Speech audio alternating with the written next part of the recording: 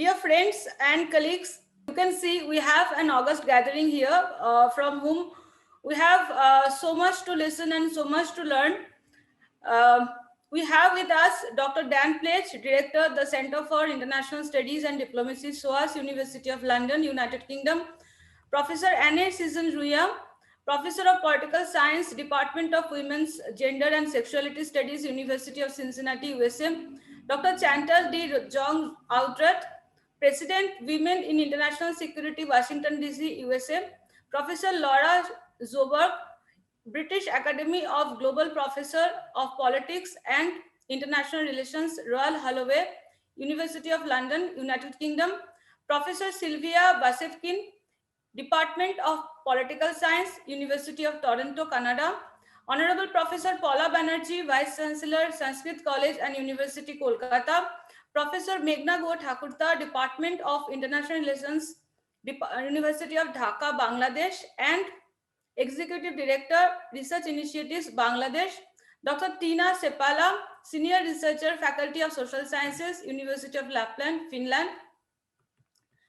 This two-day international conference on gender security and global politics organized by Indian Institute of Human Security and Governance, Delhi, in collaboration with the Center for International Studies and Diplomacy, SOAS, University of London, and Department of International Relations, University of Chittagong, Bangladesh, and SRKP Government PC College, Kishangarh, Ajmer, Rajasthan, India, tried to address various contemporary security issues on global arena through gendered lenses. The goal of this conference is to improve the standards of the international community of academicians, researchers, scholars, and scientists by exposing them to the latest trends, developments, and challenges in the field. The picture you get from media, even from celebrity media, is very partial. People should know that the picture of actual field, courtesy to Corona and Zoom technology, that enables us to meet at a common platform and reimagining this changing dimension of gender security and global politics in the pandemic situation. Around 450 gender security experts joined this virtual event from 20 countries. Total 367 Indian panelists joined from 291 academic institutes of India, and 48 joined from 31 academic institutes of 20 countries, which are Afghanistan, Bangladesh, China, Fiji, Ghana, Kenya, Morocco, Nigeria, Pakistan, Philippines, Sri Lanka, Uzbekistan, Romania, Ukraine, Canada, USA, Hong Kong, Indonesia, Nepal, and United Kingdom. I want to present a quick recap on what we did before valedictory. I invite Romi Tuli, Assistant Professor, SD Girls College, Bathinda, and Research Scholar at City University to present a short report. Over to you, Romi.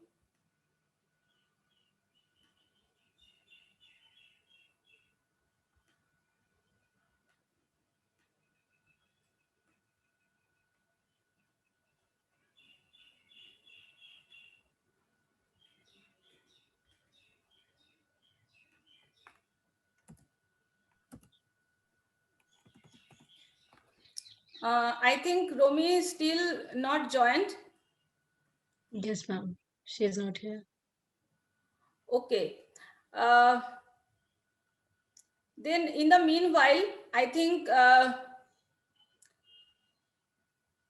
we can hear from some of the participants uh, about their experience. Anyone wants to share your views about the conference can say in the chat box. Ma'am, Yeah, I Romi think ma'am just joined. yes, yes. Yes, ma'am. Yes. But anyway, all the participants, you can write in the chat box about your uh, experience during 2 days.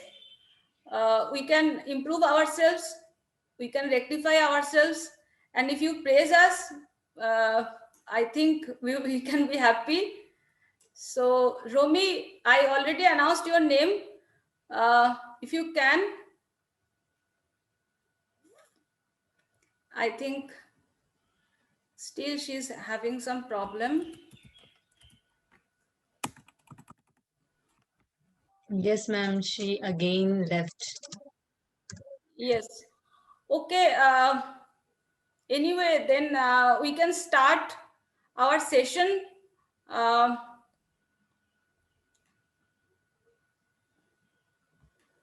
The guest of honor of this session,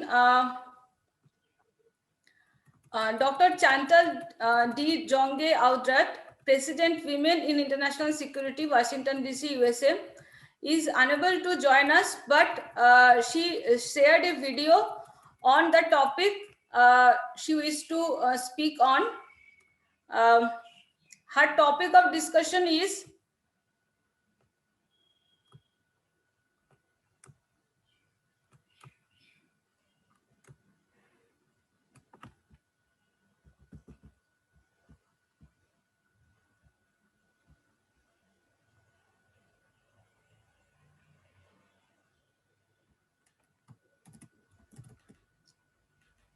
the very topic of our conference, that is gender security and global politics. I am now going to play the video.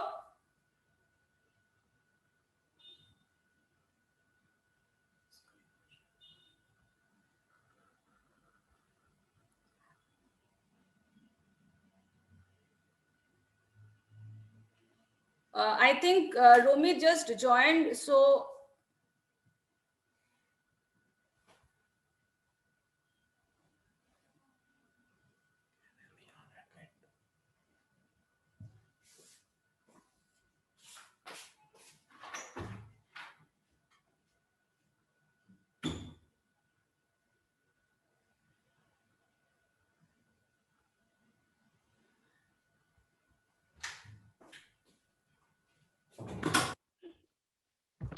Yeah, hello everyone. Good yes, evening. yes.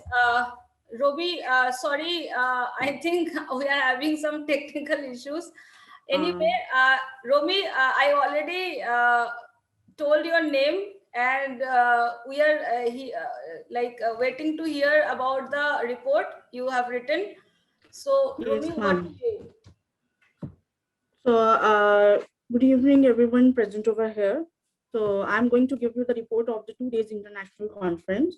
So, in 25th and 26th of February 2021, the International Conference on Gender Security and Global Politics was conducted by Indian Institute of Human Security and Governance, Delhi, in collaboration with the Center for International Studies and Diplomacy, School of Oriental and African Studies, University of London, and Department of International Relations, University of Chittagong, Bangladesh.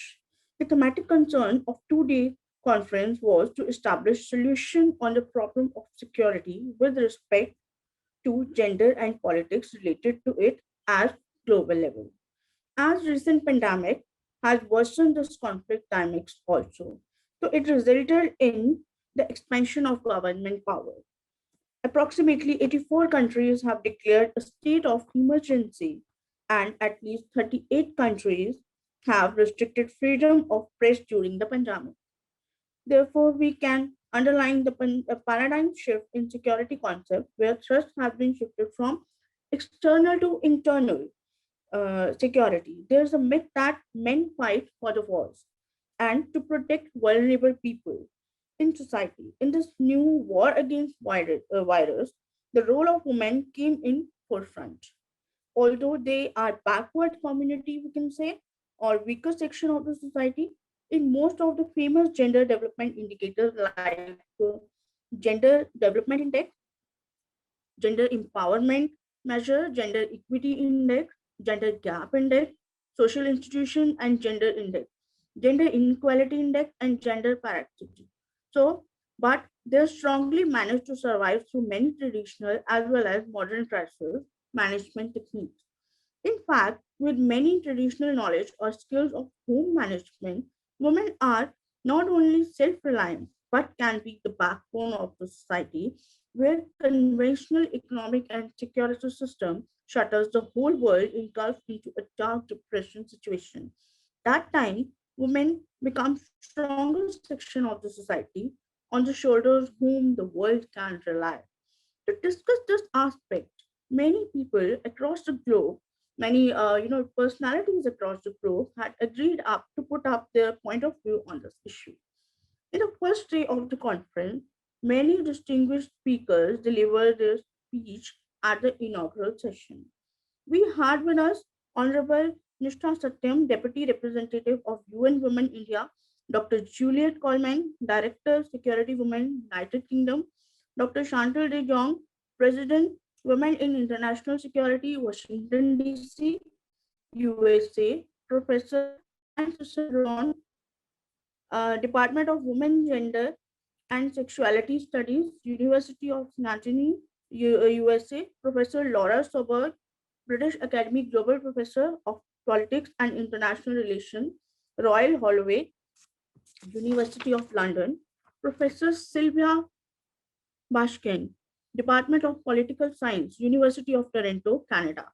Honorable Professor Shireen Akhtar, Vice-Chancellor, University of Chittagong, winner of Begum Ruqayya Award. Honorable Professor Chandrakala Padya, former Vice-Chancellor, MGS University, Bikaner, Rajasthan, the first woman chairperson of Indian Institute of Advanced Studies, Rashtrapati Bhavan, Shimla, Himachal Pradesh, and Professor and Head, Department of Political Science, Banaras Hindu University, Varanasi, India. Honorable Professor Paula Banerjee, Vice Chancellor, Sanskrit College and University Kolkata, winner of Viscom Women in Security, Conflict Management and Peace Award. Professor Sanjay K. Bhardwaj, former chairperson, Center for South Asian Studies and former director, Energy Studies Program, School of International Studies, Jawaharlal Nehru University, and Joint Secretary, Association of Indian Asia Scholars, Professor Rajpal Budiana, HOD, Department of Political Science, University of Allahabad, India, Professor Meghna Guhathakurta, Department of International Relations, she is retired, and University of Dhaka, Bangladesh, and Executive Director, Research Initiative, Bangladesh. Professor Yelena Pokharova, Kiev National Economics University, named after William Hetman, Chief Ukraine, Dr. Tiina Seppälä, Senior Researcher, University of Lapland, Finland, Dr. Aurora Martin, President of Romania India Business Council, and Dr. Sujit Kumar Datta, Associate Professor, Department of International Relations, University of Chittagong, Bangladesh.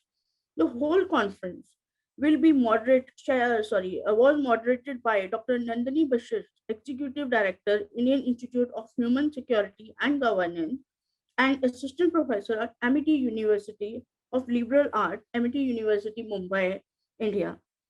So this was all the big, dignitaries that we have with us. But apart from this, following the inaugural session, addressed by all such distinguished speakers, we had 7 panels of discussion planned for the first day. The first panel was based on gender securities and politics. The paper presenters critically analyzed the situation where politics meet gender security and threats. The second panel was based on transgender issues and recent trends. Transgender society is considered to be suppressed in the world. From all over the world, the scholars shared their findings about the ground position of security threats faced by such transgender, and also measures were suggested for the bright future. Third panel was based on history of women empowerment and gender security. So historically, the socially weaker section, that is gender section of the world, has been facing a lot of safety issues. This thought-provoking panel enlightened to the listeners. The fourth panel was gender security and pandemic recent trends. Paper presenters of this panel threw light on the current scenario of the world with respect to gender security. During COVID-19 pandemic, a lot of gender roles have been changed. This can be seen in multiple nations. The fifth panel, gender security in domestic sphere, which discussed the issues that various genders were facing inside the four walls of the home. And even today, the result of pandemic can be seen today. So this is a very relevant panel. The last panel of the day was gender security and governance, was about the various governmental agendas, adding something to the uplifting of the weaker sections of the global village. On the second and final day of the conference, the final six panels were planned. The eighth panel was on Hindi panelists on gender security. In this enlightening section, various Indian and diasporic communities were discussed on the basis of gender issues. When we talk about security, the concept of law and order can never be ignored. The ninth panel was on gender security and law. Earning for life, especially earning for bread, has been one of the most important part of the lives of humans. The 10th panel was on gender security and economy. In this panel, scholars highlighted the role of money and market with respect to gender security. The 11th panel was child security threats, recent trends, discussing the safety concerns regarding children across the globe. Drawing closer to the end of the conference, we had 12th panel, that is gender security and sustainable development, describing the sustainable measures that can be used for the betterment of society and various genders. The conference ends with the last panel, that is non-governmental gender security measures, describing what has been done or what can be done by the individuals and communities as ray of hope toward gender security even without governmental funds or supports. So, summing up my views, I want to explain that 450 gender security experts joined this virtual event from 20 countries, and total 369 Indian panelists were joined, 291 academic institutes, colleges, universities of India, and 48 joined from 31 academic institutes, colleges, university of 20 countries, which were Afghanistan, Bangladesh, China, Fiji, Ghana, Kenya, Morocco, Nigeria, Pakistan, Philippines, Sri Lanka, Uzbekistan, Romania, Ukraine, Toronto, Cincinnati, Hong Kong, Indonesia, Nepal, and United Kingdom. Thank you so much for listening. Thank you, Romi, for wonderful presentation of what happened till yesterday. Thanks, Romi. Now it's my privilege to invite our valedictory speaker, Professor Annie Sisson Runyan. Before listening to her, I want to give a brief about her. She holds a PhD in international relations from the American University and professor of political science and former HOD of women's gender and sexuality studies at the University of Cincinnati, USA. Her more recent books include Global Gender Politics, Feminist Immobilities in Fortressing North America, Rights, Citizenships, and Identities in Transnational Perspectives, and Gender Global Restructuring, Citing Sites and Resistance, all published from Routledge. She served as a Fulbright visiting research chair in North American integration at York University in Toronto, Canada. She has also published widely on various dimensions of feminist international relations, peace and security studies, and global political economy studies, as well as transnational feminism in a host of edited volumes and journals, such as the International Feminist Journal of Politics, for which she had served as an associate editor also, Review of International Studies, Critical Studies on Security, Critical Studies on Terrorism and Alternatives. She is a recipient of numerous awards such as the Feminist International Relations Eminent Scholar Award given by the Feminist Theory and Gender Studies section of the International Studies Association and the American Association of University Professor Georgia M. Smith Award for Advancing Women in the Academy. She is currently a Vice President of the International Studies Association and a member of its Commission on the Status of Women. Her topic of today's address is putting the abolishment of nuclear weapons and power on the women, peace and security agenda. Over to you, ma'am, Professor Anne Sisson Runyan. Thank you so much, Dr. Basista. Can you hear me? Yes, yes. Thank you. Good morning, good afternoon, and good evening to all of you, depending upon where you're coming from. And I thank you for inviting me to present at this conference. My address is arising out of a return for me to the topic of feminist critiques of global nuclear politics. I had spent some time studying this when I, long ago, for my dissertation on women organizing for peace and security, thought to be one of the first international relations dissertations focusing on feminist issues. And at the time, of course, it was during the Cold War, and high on the agenda of women organizing for peace and security was the question of nuclear weapons. And so I have now returned to this topic, arising out of a book project that I started as a result of being a part of a struggle against the dumping of nuclear waste on Indigenous lands in Canada. And I engaged and began my research on this topic when I did serve as a Fulbright visiting research chair at York University in Canada. I'm also part of now a International Studies Association study group on feminist interventions in global nuclear politics. And I am marrying that topic with the Women's Peace and Security Agenda in the UN. Today I'd like to speak in particular to that agenda in relation to the recently what has recently come into force, which is the UN Treaty on the Prohibition of Nuclear Weapons. So I have a brief PowerPoint I'll share with you that might help to help you to follow along in what I have to share with you today.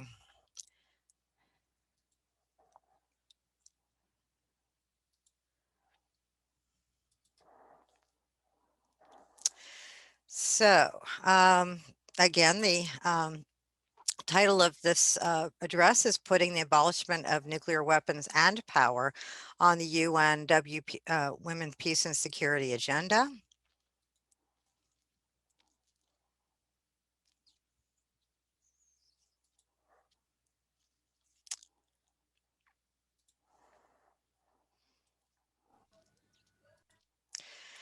So first I want to begin with the various critiques of the Women's Peace and Security Agenda that first in terms of those shortfalls that have been identified in its implementation. As you all know, it's been heralded as a major advance in positioning women as agents of and calling for gender parity in peace and security. And of course, the agenda is most associated with the UN Security Council Resolution 1325 and its 9 successor resolutions since 2000. However, this has fallen considerably short in implementation, and here are just a few examples. Between 1992 and 2019, women constituted on average only 13% of negotiators, 6% of mediators, and 6% of signatories in major peace processes worldwide. About 7 out of every 10 peace processes did not include women mediators or women signatories in that time. As of 2017, women constituted just 4% of military peacekeepers and only 10% of police personnel worldwide. And as of 2020, 88 countries had Women, Peace and Security National Action Plans, or NAPs, with only 20 allocating a budget for this, and only 24 including a disarmament focus, and only 4 claiming to have a feminist foreign policy, while global military spending has soared to $1.9 trillion US.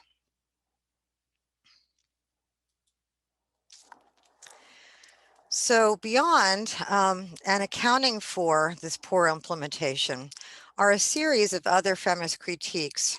These are not exhaustive, but they're critiques of the assumptions that undergird the women's peace and security agenda. I would direct your attention to a recent work on new directions in women, peace and security, produced by Sumita Basu, Paul Kirby, and Laura Shepard, that provides a very good overview of the almost 20 years of critique of the women's peace and security agenda.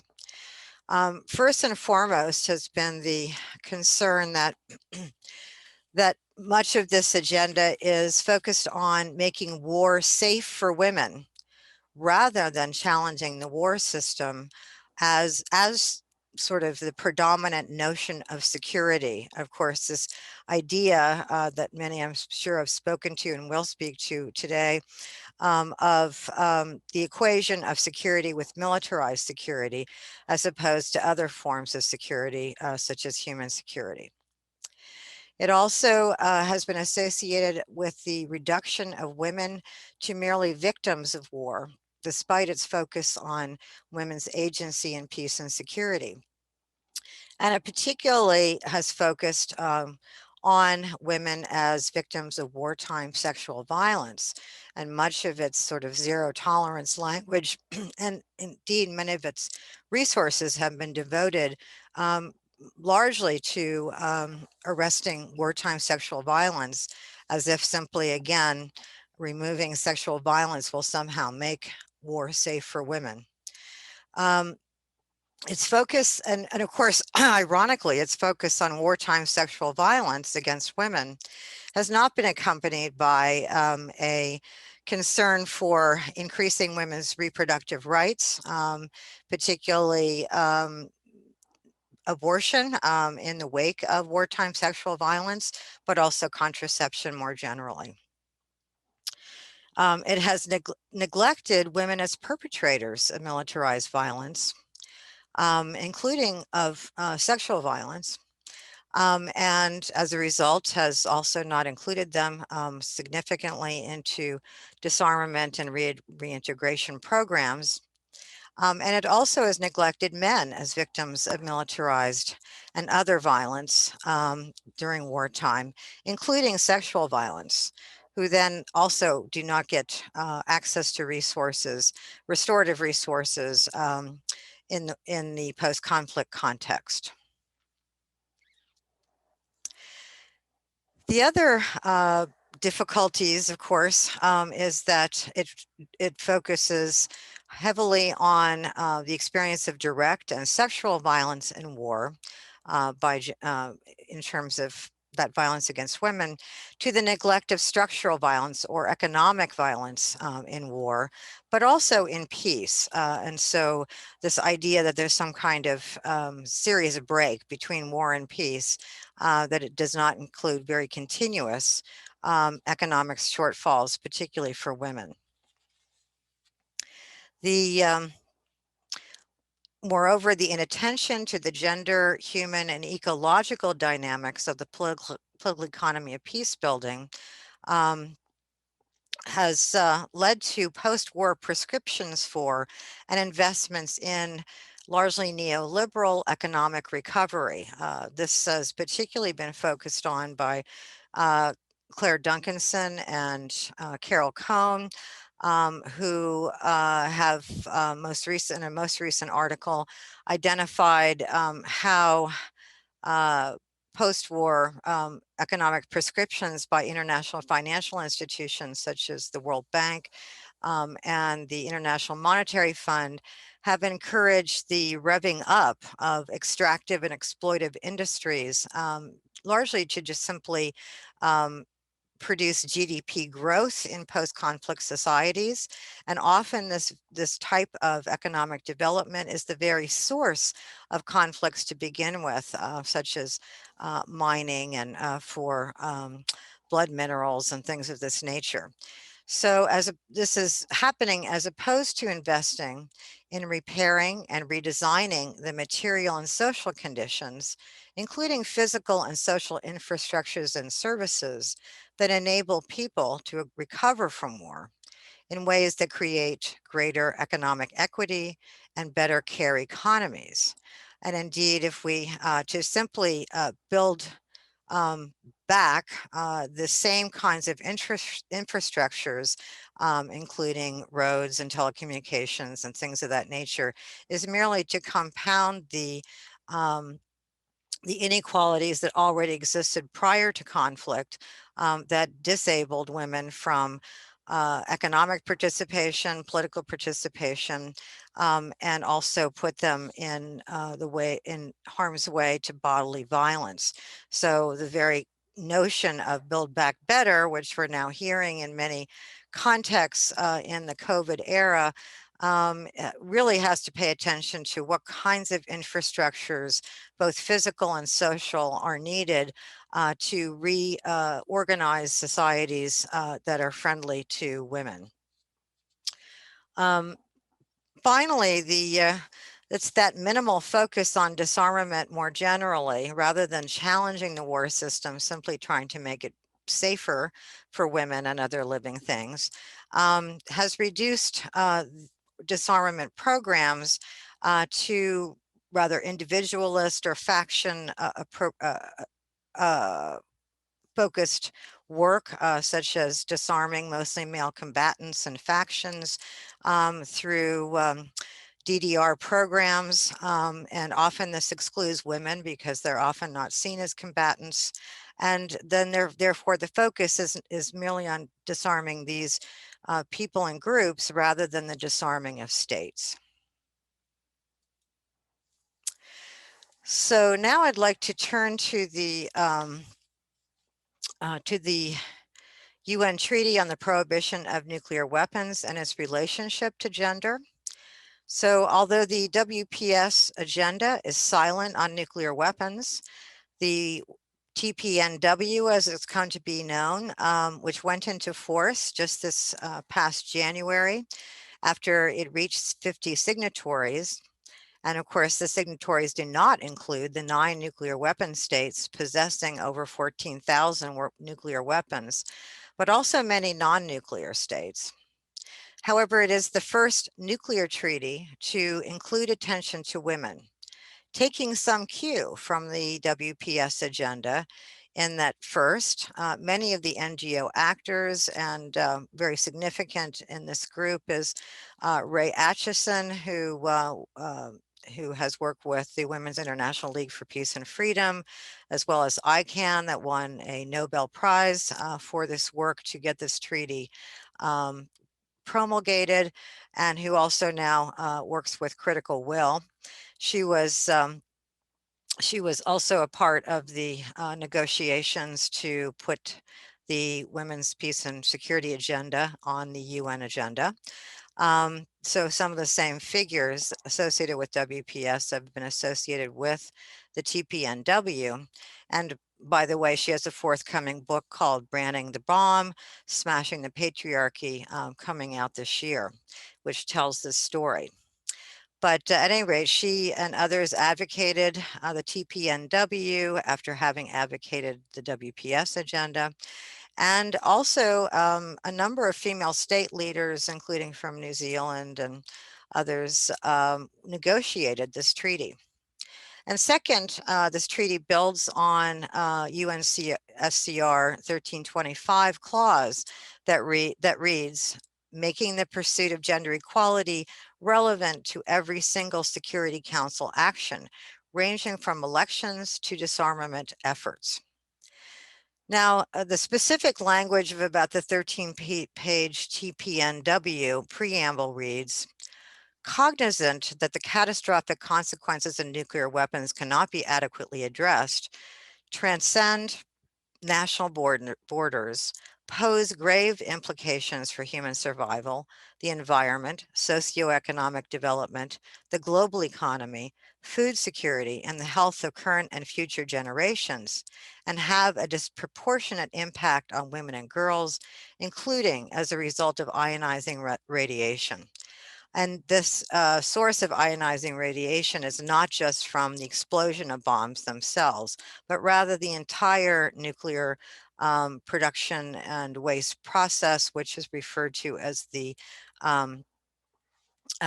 nuclear fuel chain. Now, another innovation of the TPNW is recognition of the particular harms to Indigenous peoples of the nuclear fuel chain. And this ranges from uranium mining and nuclear weapons production to nuclear testing and nuclear waste disposal. It is estimated that about 70% of all of these activities take place on traditional Indigenous territories worldwide. And this ranges from the Canadian North and the US Southwest to sub-Saharan Africa, all of these significant sites of uranium mining. From the Pacific Islands to Australia, also uranium mining, but also nuclear testing, as has been the US Southwest. And from Western China, particularly in the area of the Uyghurs, and to the hinterlands of Russia and Europe, where we're also seeing significant activities around nuclear waste disposal, as well as in nuclear weapon states in South Asia and the Middle East. Now, as the treaty preamble clause reads, that we need to recognize the disproportionate impact of nuclear weapons activities on Indigenous peoples. And indeed, Article 6 of the TPNW requires assistance to and remediation of people and lands negatively affected by nuclear weapons production, use, and testing, and to, quote, adequately provide age and gender sensitive assistance without discrimination, including medical care, rehabilitation, and psychological support, as well as provide for their social and economic inclusion. Now, in what I'm focusing in particular on at this point is the what of the WPS agenda in light of the TPNW. And I argue that the TPNW offers the opportunity to overhaul the WPS agenda to center state disarmament as key to peace with justice and the security of women, as well as men and non-binary people, especially within and across marginalized people, including Indigenous people. The TPN recognizes the materiality of not just hot wars and their immediate destruction, but also the production, testing, and waste of nuclear war machines, even when unused, and their slower and ongoing destruction in many places assumed to be at peace. So the very distinction of conflict, non-conflict or post-conflict is meaningless in the face of nuclear weapons.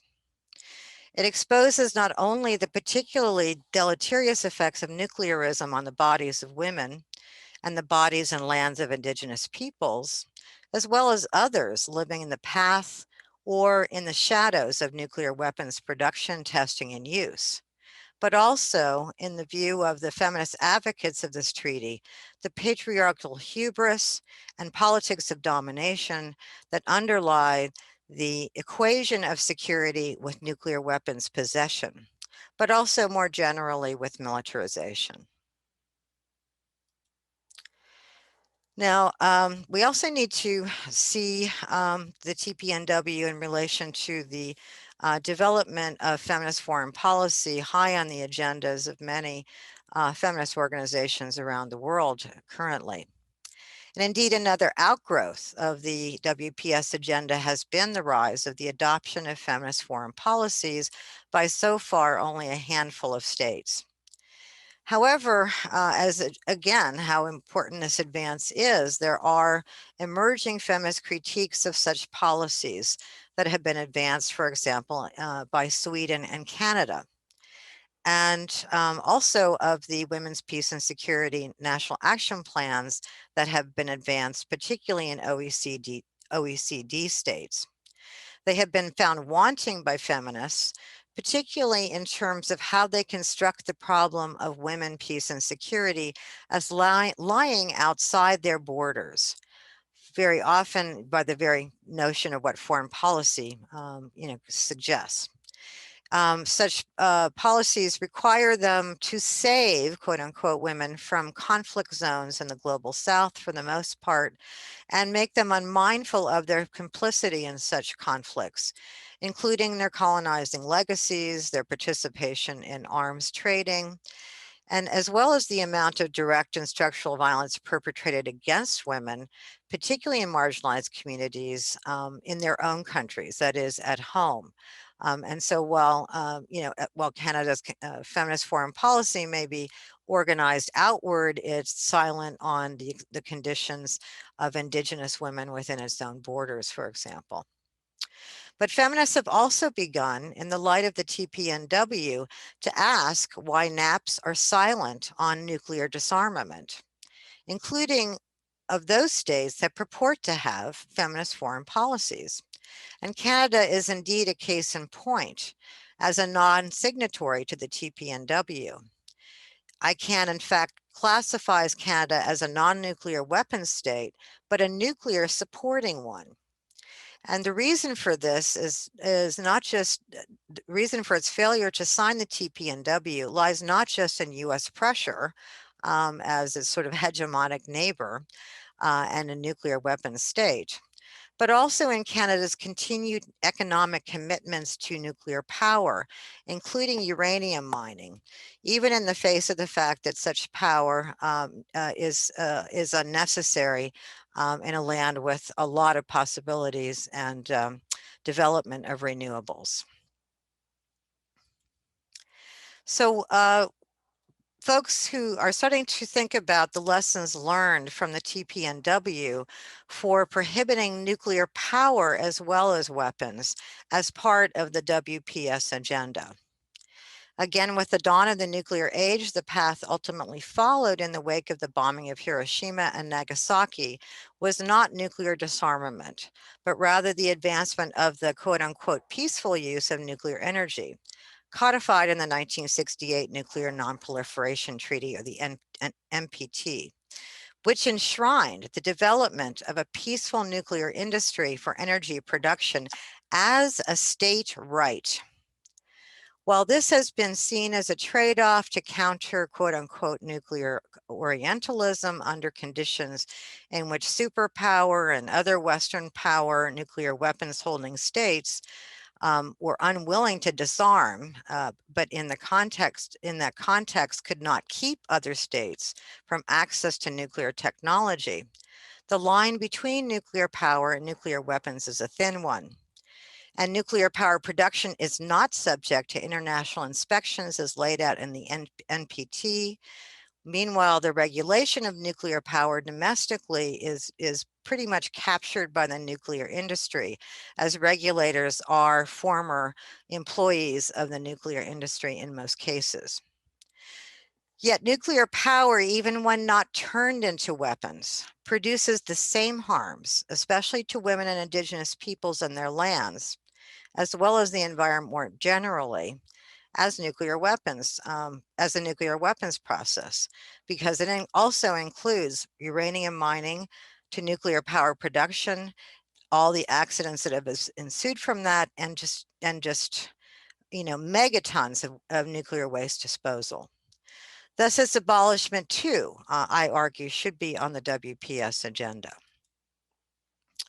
So in concluding on this, on these points, I want to address the nuclear power and weapons nexus, to raise the concept of gendered nuclear colonialism, in which this is a part, and to of course, indicate that if we continue down this road, that we are colonizing all of our futures.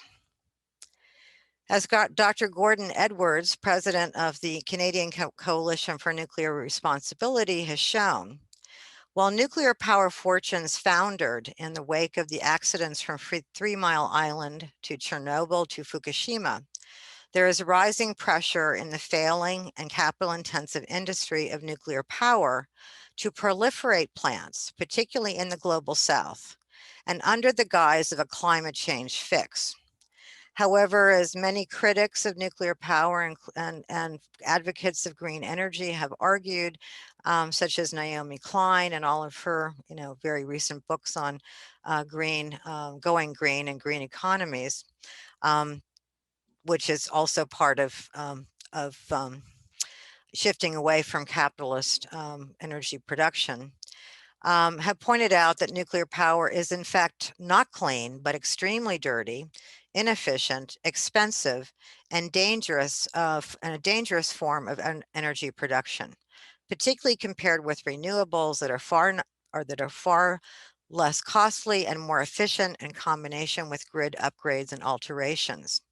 Nuclear power also creates radioactive waste with a half-life of up to 24,000 years, some of it lasting for millions of years, and with no successful plan to date as to how to safely deal with these megatons of nuclear waste. Now, the ionizing radiation that comes from production, leaks, accidents, and waste from thousands of now aging out nuclear power facilities have created breeding grounds for huge pools of cancers, reproductive harms, and other health malaises, most affecting women as workers or residents around them, as well as creating dead or irretrievably irradiated ecosystems. And I have actually spent a fair amount of time gathering memoirs of women living in the shadows of the nuclear fuel chain around the world. And the thyroid cancers that emerge from this are particularly serious for women. In fact, my summer residence in Canada is fairly near the largest nuclear power plant in the world, operational nuclear power plant in the world.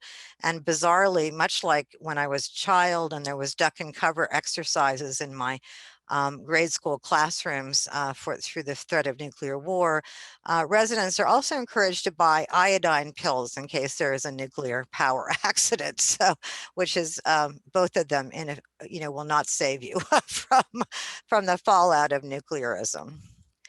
And finally, uranium mining is the source for both nuclear weapons and power, devastating indigenous communities long kept in the dark as to the hazards for their bodies, communities, and lands. And just as nuclear weapons testing has been almost completely undertaken on indigenous territories, nuclear waste, mostly now stored above ground at plant sites, often near poor communities and communities of color, is to be stored below ground in deep geological repositories, proposed or already failed in North America and Europe, and almost exclusively on traditional indigenous territories. Thus, the nuclear fuel chain has been dubbed nuclear colonialism, particularly impacting indigenous women, indigenous lands, and indigenous uranium miners and their families.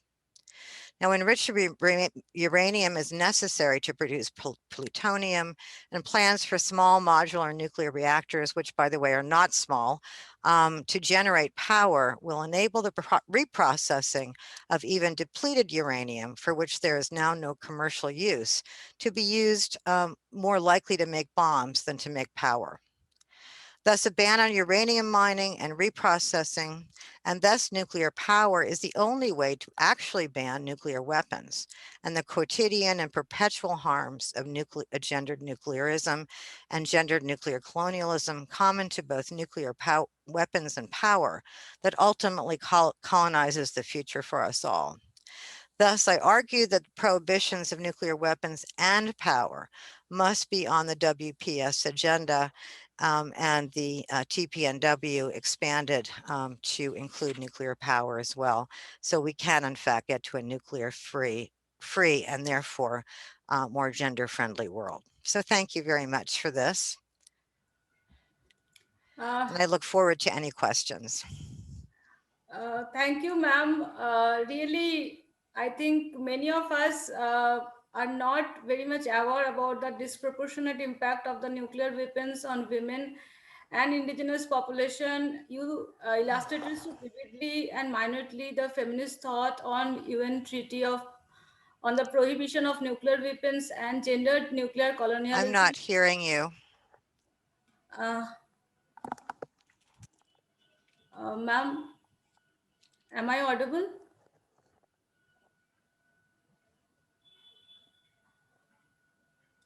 Ma'am, am I audible? Hello?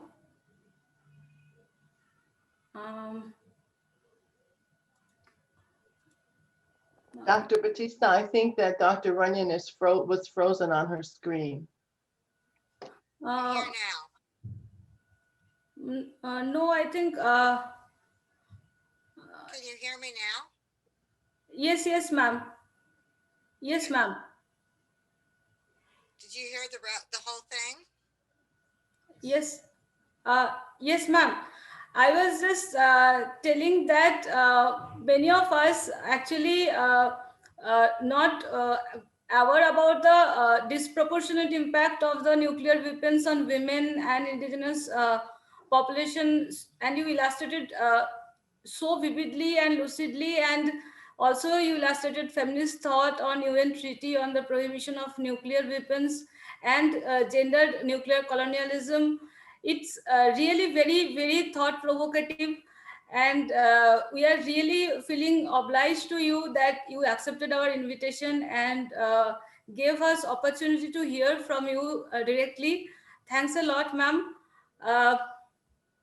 Now I like to invite our next speaker, uh, Professor Sylvia Vasivkin.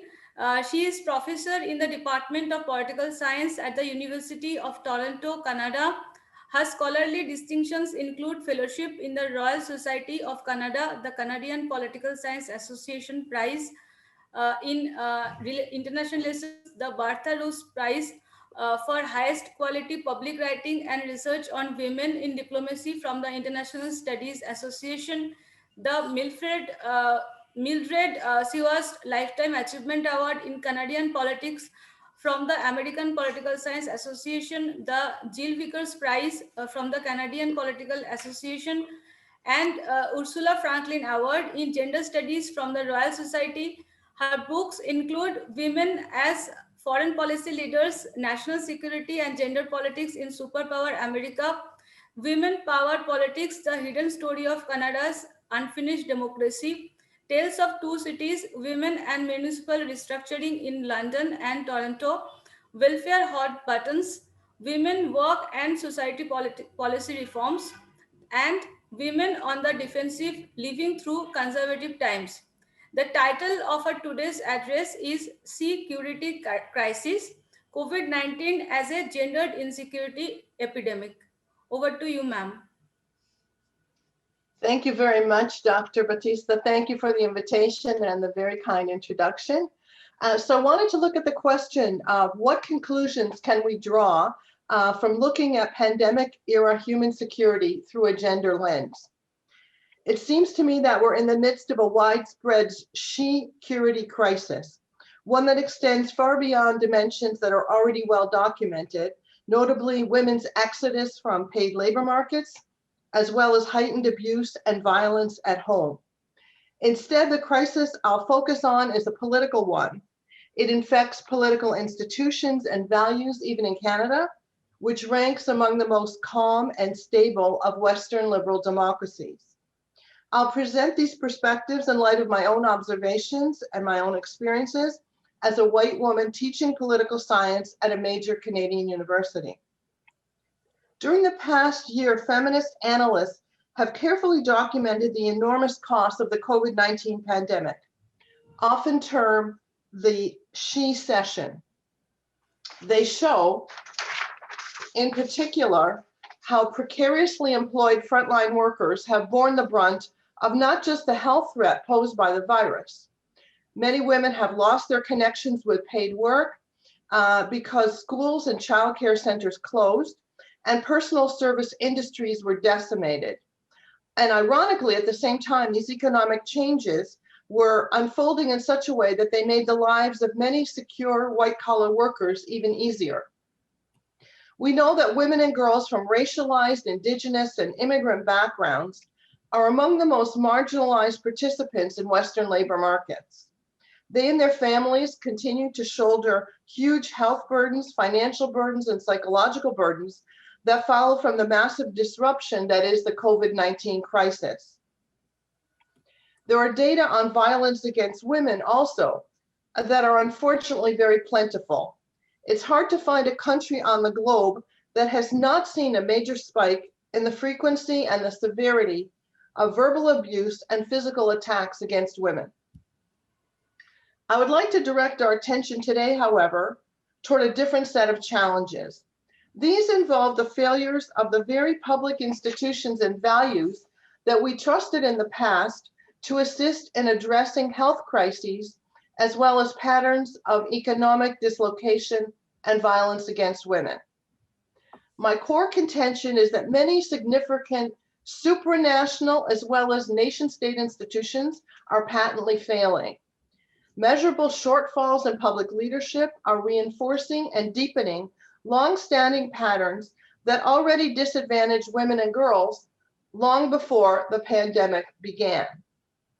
My comments thus address a structural and political epidemic that rests beyond the immediate public health emergency, beyond the labor market challenge, and beyond the violence against women crisis.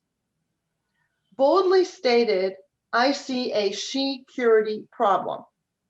This is a human insecurity epidemic that manifests itself in widely diffused and rapidly spreading trends that weaken the already imperiled status of institutions and practices that once held at least some potential to improve the lives of women and girls.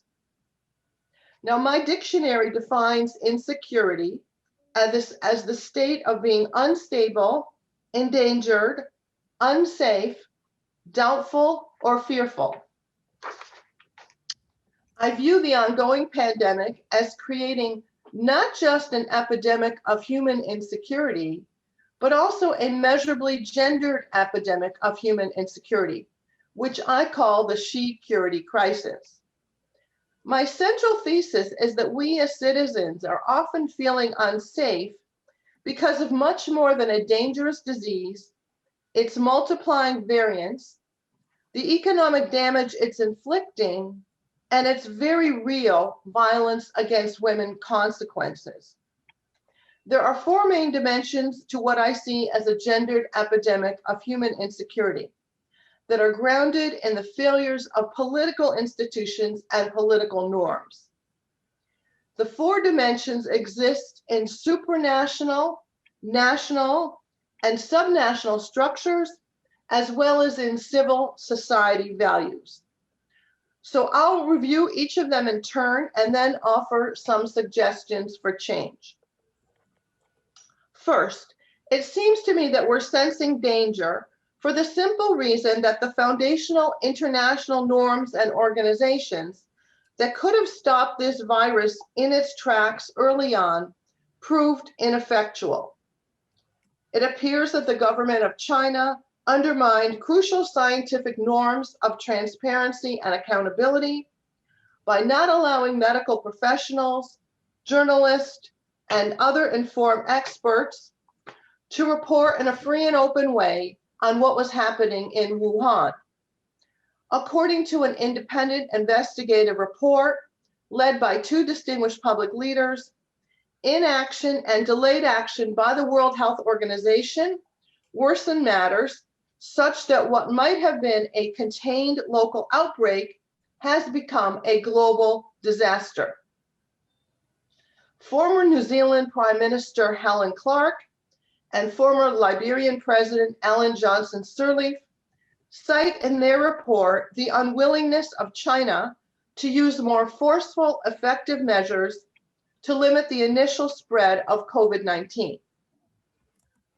Clark and Johnson Sirleaf head the Independent Panel for Pandemic Preparedness and Response, which last month condemned the World Health Organization's choice to wait to convene a meeting of experts until the third week of January 2020, and to delay declaring an emergency until January 30th of 2020. Their expert panel questions the WHO's decision to only declare a global pandemic on March 11th of 2020. And their panel notes that the WHO underestimated the ability of the virus to spread, including from people without obvious symptoms. Now, it's no surprise that an authoritarian state, in this case China, likely disregarded scientific norms grounded in a key democratic virtue, namely freedom of human expression. But the expert panel's indictment on multiple counts of the World Health Organization is absolutely damning. It shines a light on what's wrong with any supranational organization's willingness to defer to authoritarian regimes. Even setting aside how China may have interacted with the world body, we are left with the stark responsibility of the WHO on its own for deaths and illnesses and unemployment and injuries that continue to haunt so many people on our planet. To my mind, the expert panel report on WHO failures casts yet more doubt on supranational institutions that are affiliated with the United Nations. While structures such as the World Health Organization may be the best vehicles we currently have for addressing international health challenges, they are clearly not good enough. The upshot of reading the expert report is comprehending in very real terms why we as citizens feel unsafe and unclear as to whether global public institutions actually work the way they should. And here I would note that transnational feminist interests have invested considerable energy since the 1970s in the United Nations and in the UN's various constituent units. The behavior of the WHO in this pandemic suggests the faith that progressive women's movements have invested in supranational organizations may rest on very shaky ground. As evidence, permit me to underline how very highly respected women leaders from New Zealand and Liberia were called upon not to make the initial pivotal decisions that mattered, but rather to evaluate in hindsight the screw-ups that ended much of life as we knew it. Let us hope that talented leaders such as Clark and Johnson Sirleaf demand central roles in the future in more than just writing an autopsy report, such that they and others like them effectively take the reins of power to ensure better international decisions going forward. Second, I would identify multiple shortfalls at the level of the nation state. As a citizen of Canada, I'll confine my remarks to the highly decentralized federal system that I know best. Canada's federal government did some things right, to be sure, yet it was slow to close airports and land crossings in the earliest stages of the epidemic, and it has since dragged its feet on enforcing travel restrictions, even as experts emphatically warned about the spread of more contagious and lethal new variants. Canada's federal government arranged lots of contracts with international drug manufacturers to secure vaccines. But as of this moment, only a minuscule percentage of Canada's population has received a vaccine. Vaccine rollout in Canada has been highly gendered, with white male military leaders in charge of the distribution process at the federal level, as well as in Ontario, the country's most populous province. In a country that by international standards has a very weak military, decisions by political leaders to appoint military men to highly visible roles in a public health crisis deserve close scrutiny. At the most obvious level, treating the vaccine rollout as a big tent, bright lights job for military leaders occludes the reality that the bulk of in-person caring for Canadians is done by poorly paid women, often racialized immigrant women working in hospitals and nursing homes and private care settings. The lack of vaccines and arms to this point, however, has made the big show of masculine military might more of a bust than anything else. Now, it's understandable why Canadians sense fear and worry. The virus mutates and the mutations spread. And here are millions of people living in what they thought was a first world country without a reasonable hope of being vaccinated for many months. And when it comes to transparency in a democratic system, Canada's federal government that signed the vaccine contracts has refused to release those documents to the public. Third, let's look at subnational levels of government. For most Canadians, the delivery of health services rests in the hands of provincial and territorial governments, as does most regulation of the labor market. Here we see in Canada a patchwork quilt with some very rough patches. Large provinces with right-of-center populist leaders, and here I would highlight Ontario and Quebec and Alberta. These large provinces with right populist leaders seem to defer more to the demands of business interests than to larger social considerations. This past autumn, Conservative leaders in Ontario's provincial government seem more intent on keeping strip clubs and bars and restaurants open than on preventing overloaded intensive care wards or ensuring children could go to school safely. Earlier this month, in February 2021, the Ontario government decided to open restaurants and bars and gyms to professional hockey teams at the same time as the general public was barred from those facilities and most schools remained closed. Fourth, we should consider civil society norms that inform how citizens and decision makers operate in democratic societies. A long-standing convention in Canada held that public leaders would advance and defend public interests in a public emergency. According to this cornerstone of liberal democratic practice, in a crisis, leaders' commitments to advancing the general good would prevail over any considerations of private benefit. In 1940s wartime, for instance, Canada provided childcare services to the children of working mothers.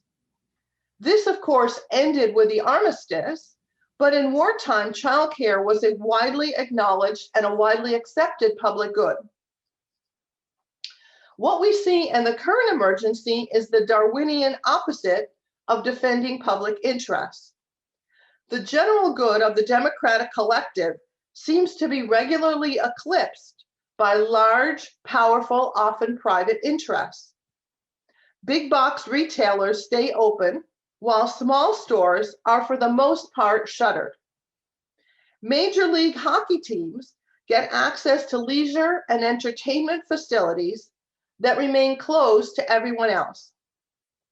White military men are the heroes in the vaccine spotlight, while the racialized women who treat Canada's sick and elderly, most of whom I should point out are women, remain in the shadows.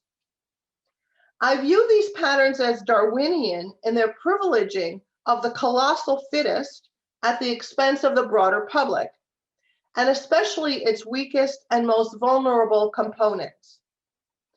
It's easy to forget in the survivalist mode of the present time that Canada's general citizenry is the largely unorganized group of people that owns or works or shops in small businesses, and that participates in athletics outside the major professional sports leagues, and that is part of the primarily female civilian army that provides public services to other Canadians.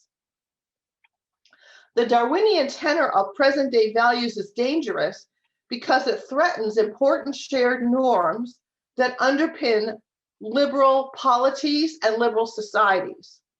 In and of itself, this trend is very worrisome. Yet this me first, privilege the strongest impulse exists alongside a far more subversive set of norms that seek to topple the entire Western democratic experiment. Interests that demand a perpetual right to shop or get a haircut or wander around without face masks.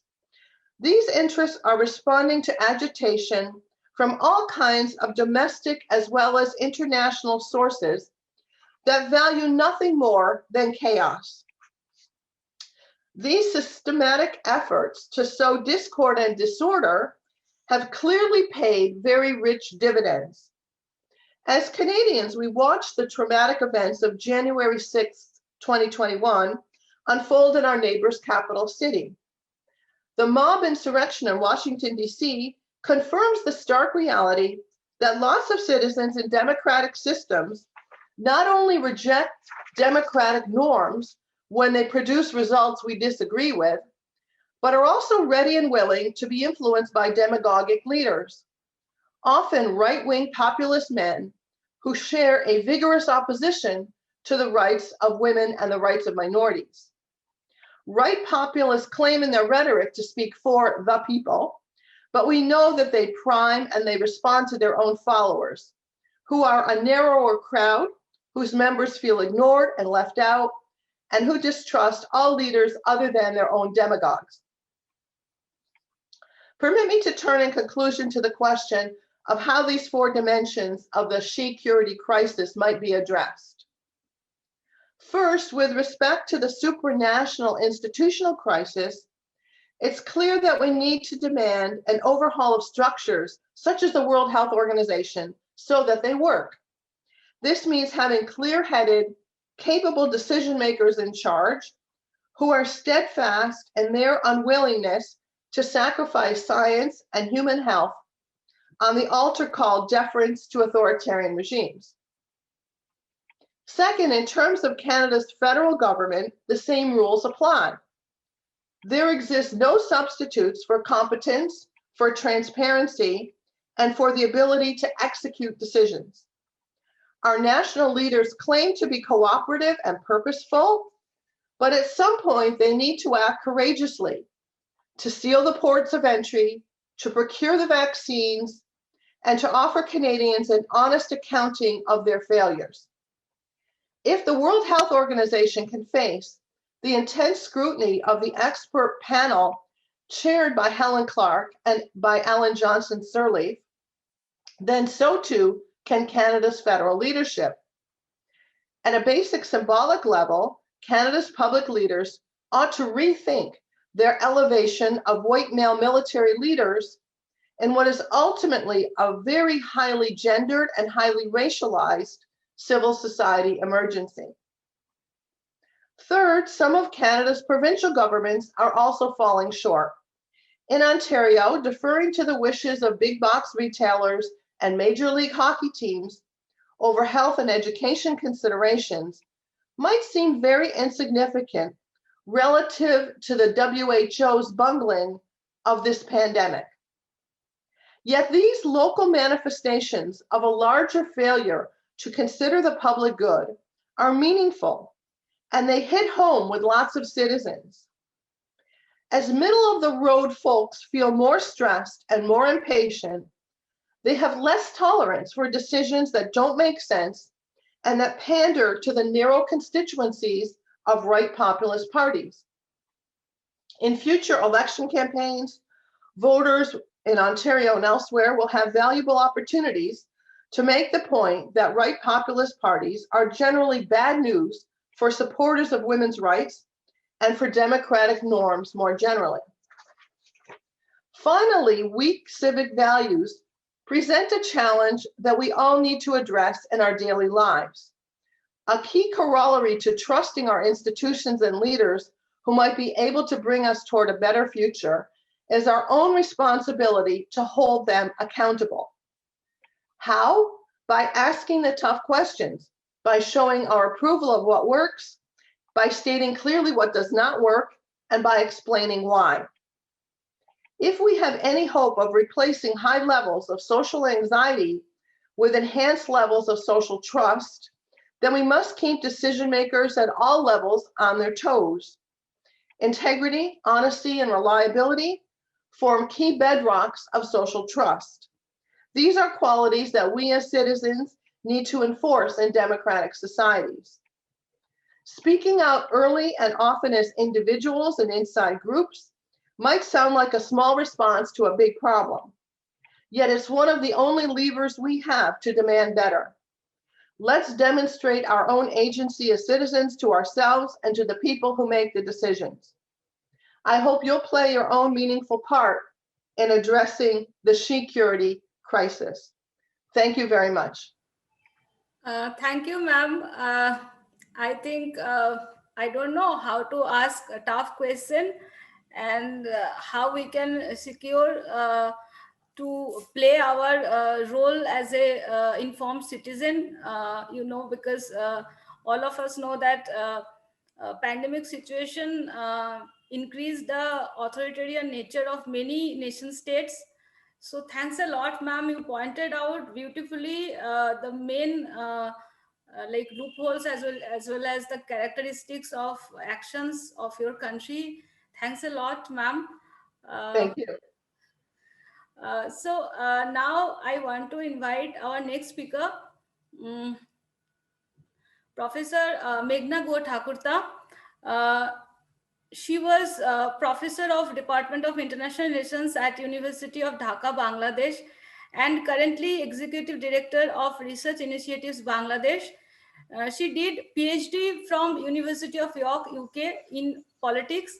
She has written extensively on migration trends in partition histories, peace building in post-conflict societies, and minority rights in South Asia. She is also associate editor of the Journal of Social Studies.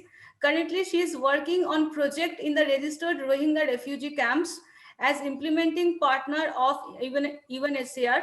She co-edited the Bangladesh Leader and has several publications on the above issues in national and international journals. Her today's address will be on norms, dynamics, and propensities on for gender-based violence in humanitarian crisis, Rohingyas and host populations in the Bangladesh context. Over to you, ma'am. Thank you, Nandini, for the generous introduction. Could I ask you to share my presentation, please, on the screen? Yes, ma'am. Yeah, thank you. Just wait a minute. Yeah.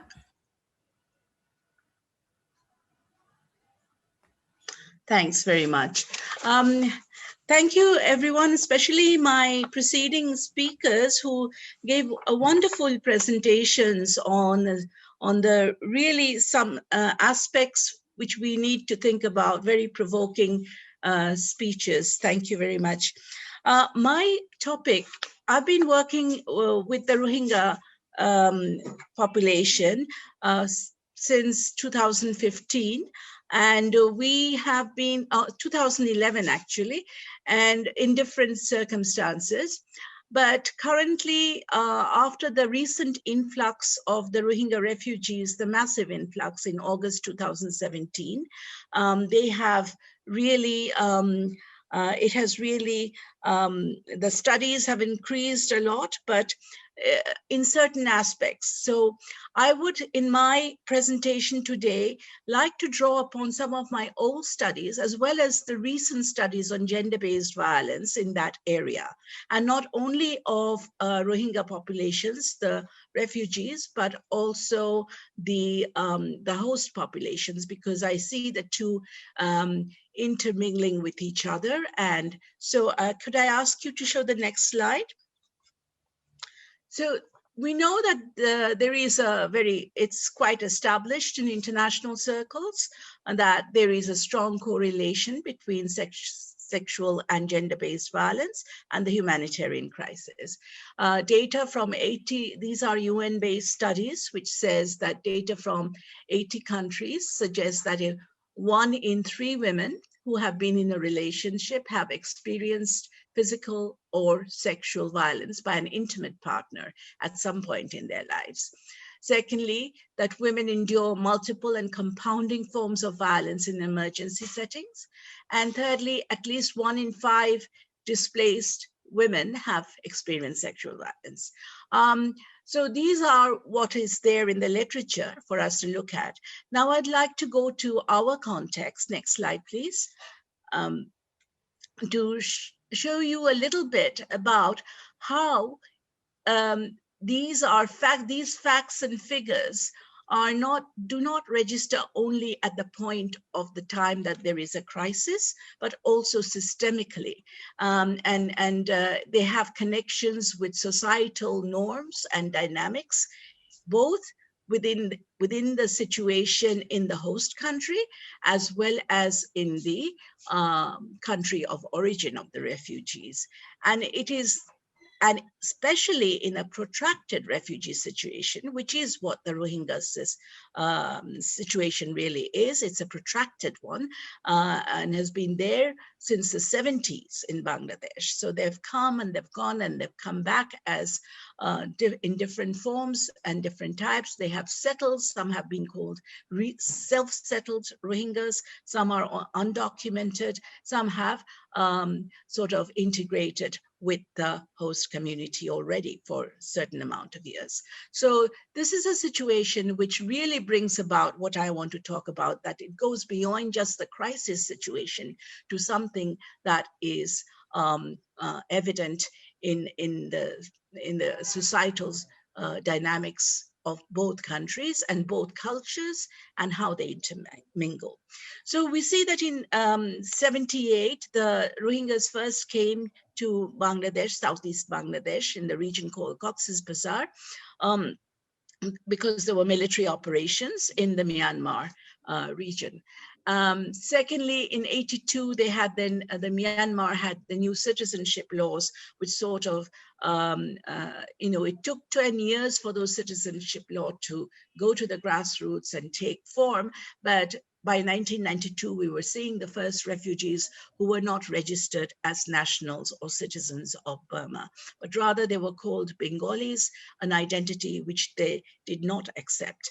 And which the Bangladeshis also do not accept. But so they live, those who came here, lived as stateless citizens. In 2012, there was especially intercommunal relations in the Rakhine state, and from where the Rohingyas mostly come, and that brought in another surge of refugees. I must say that from within until 2016, which was the beginning of the raids, which was as per the Myanmar government official version, is that they were the ARSA, who were armed rebels among the Rohingyas.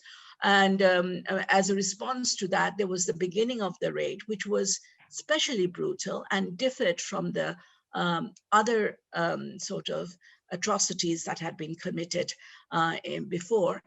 So by 2016, the Bangladesh government had not opened its borders. So they were coming in illegally in a sense of the Bangladesh government saying that they are not legal citizens here, but the border was also closed. That means those who could be sent back were sent back.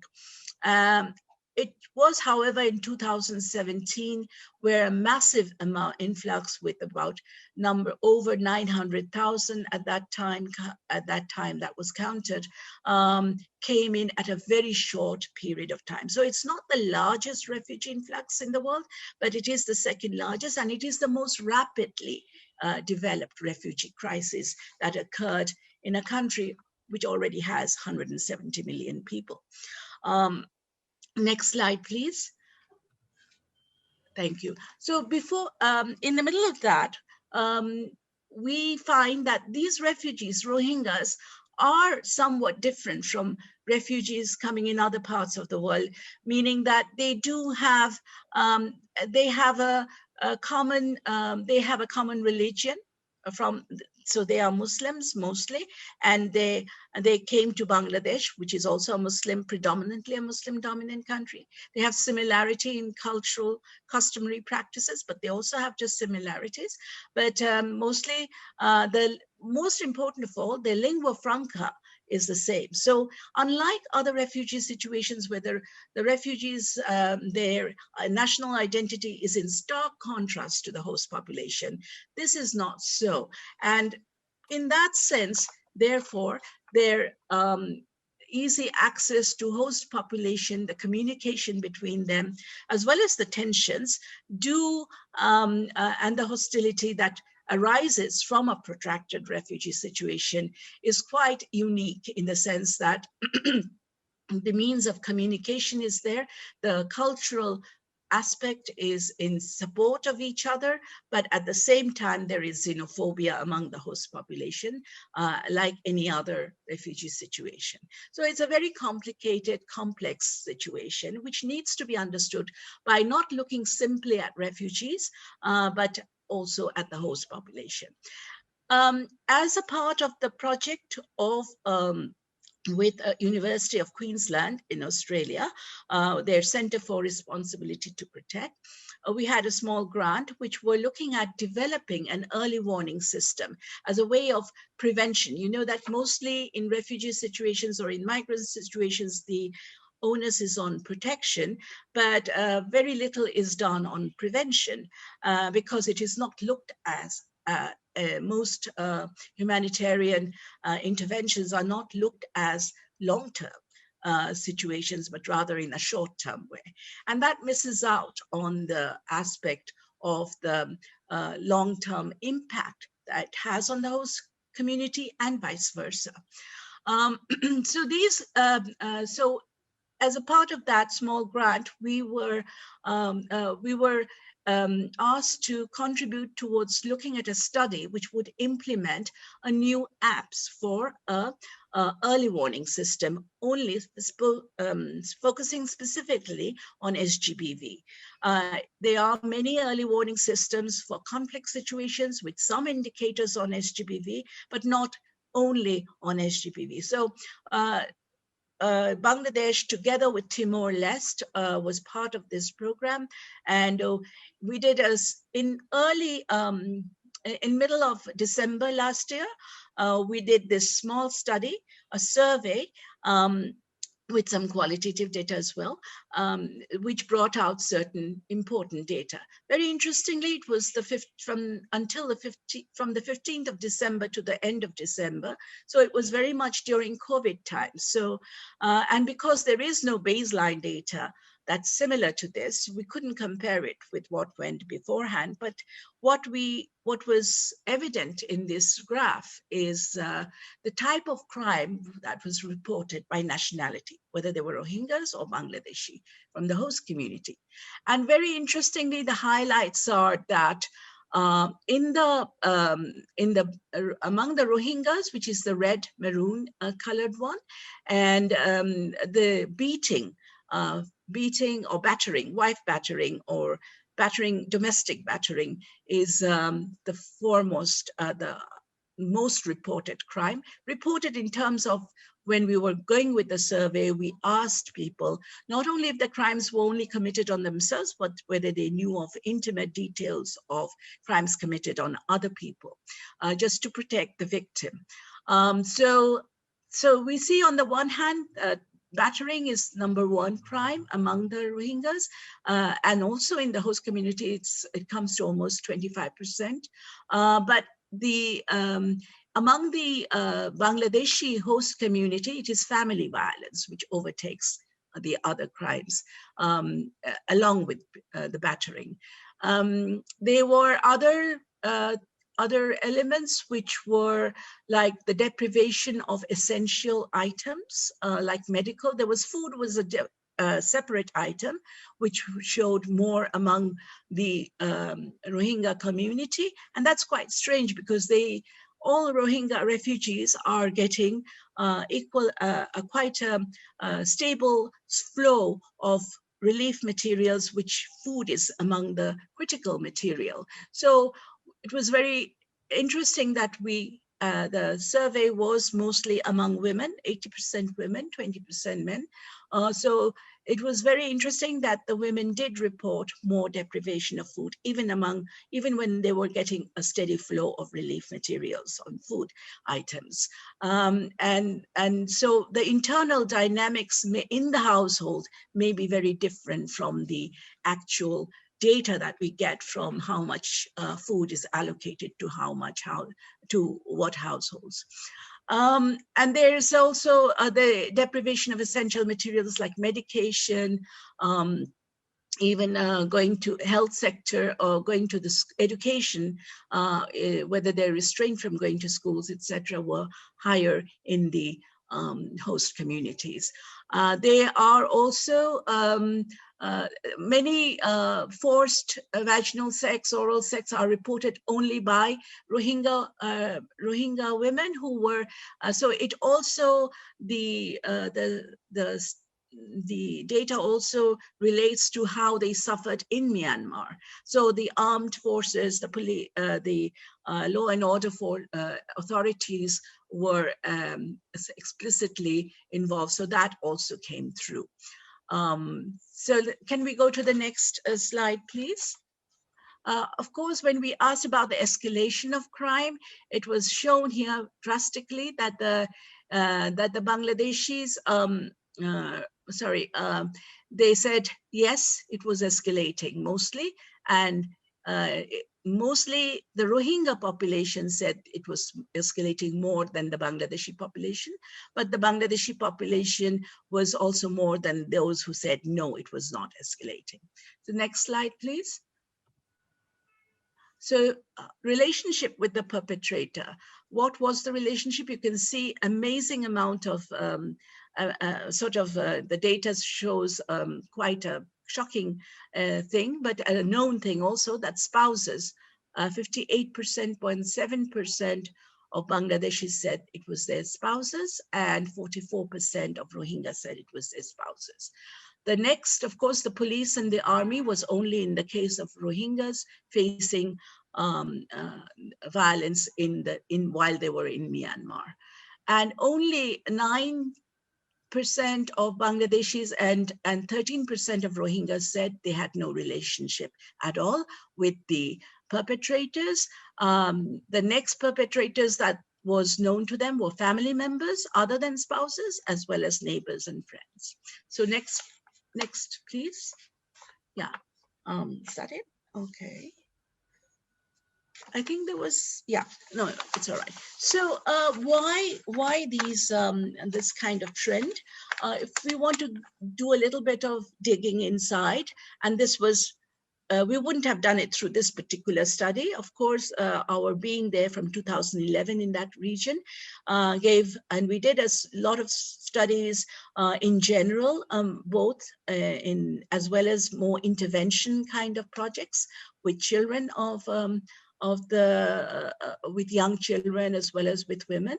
And it shows that basically in that particular area, it's very unusual that there is a lack of documentation of marriage and divorces. Now that's usual in other districts, but very unusually high here. And it gives rise to some extra legal practices, which you don't see in other districts.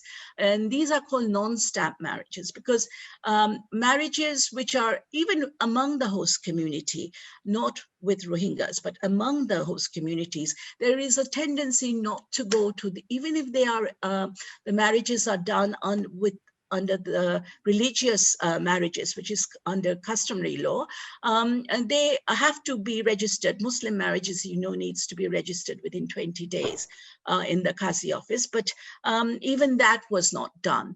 So there's also some intermarriages, but that's only about 4.5% in a study done in 2016. And in 2013, there's a legal restriction, executive order, which prevents Rohingyas from intermarrying with Bangladeshis, but that doesn't stop them because, as you know, that the lack of documentation even facilitates such marriages. There is polygamy is of course accepted in customary principle, but rather than polygamy, you have serial monogamy, which is polygamy. At the most, you can have 1 or 2 wives, which we saw, but usually it's abandoning one wife and going on to another marriage or another sort of relationship, which has been causing women a lot of violence. Gaps in discourses on women's rights, because it is an area where, funnily enough, we know that in Bangladesh, there's a lot of civil rights organization working in all places, but in that particular area, it's more the kind, there has been a less of a legacy of civil rights organization working there, rather the microcredit organization, economic self-sufficiency, etc. These were the agenda of people working in the grassroots. New technology, the mobile phone is one of the largest used technology in Bangladesh, but it is used both as facilitating communication, where Rohingyas and they're not allowed to have phones, but they still do, and that SIM card in Bangladesh can actually reach even in the Rakhine state. So there is a lot of communication, but also intimidation, because it is a trafficking zone.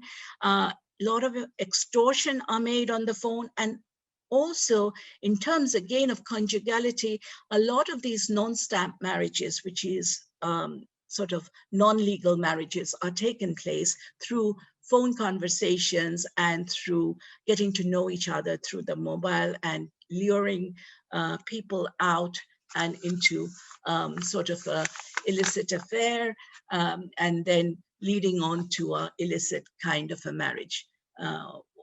So next slide, please. Next slide. There is no next slide. There is the next slide. No, yeah, thank you. One of the things again in our study that came out is the age of marriage. It was reported by a lot of institutions, as well as in the paid media, that during COVID times there was an increase of early marriages in the camps. Rather than asking for early marriages, because you usually get the official answer, which is 18 years, and no one tends to tell the real marriage age. But then we ask the age of betrothal. So we know that once the age of betrothal is there, the marriage usually takes place within that particular year, at the most 6 months or something, even lesser. So the age of betrothal was as low as 13 to 19. That gives you an indicator that early marriages do take place. The dowry system is quite prominent there, although traditionally Muslims are not supposed to take dowry, but it is a practice, in a South Asian practice, you could say, among all kinds of South Asian communities, and it pervades despite anti-dowry law. And that has been the most causal relationship, and it was found in our focus group discussion that was perceived to be the largest reason for the family violence taking place.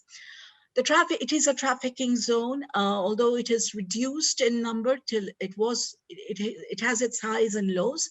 It is a seasonal thing as well.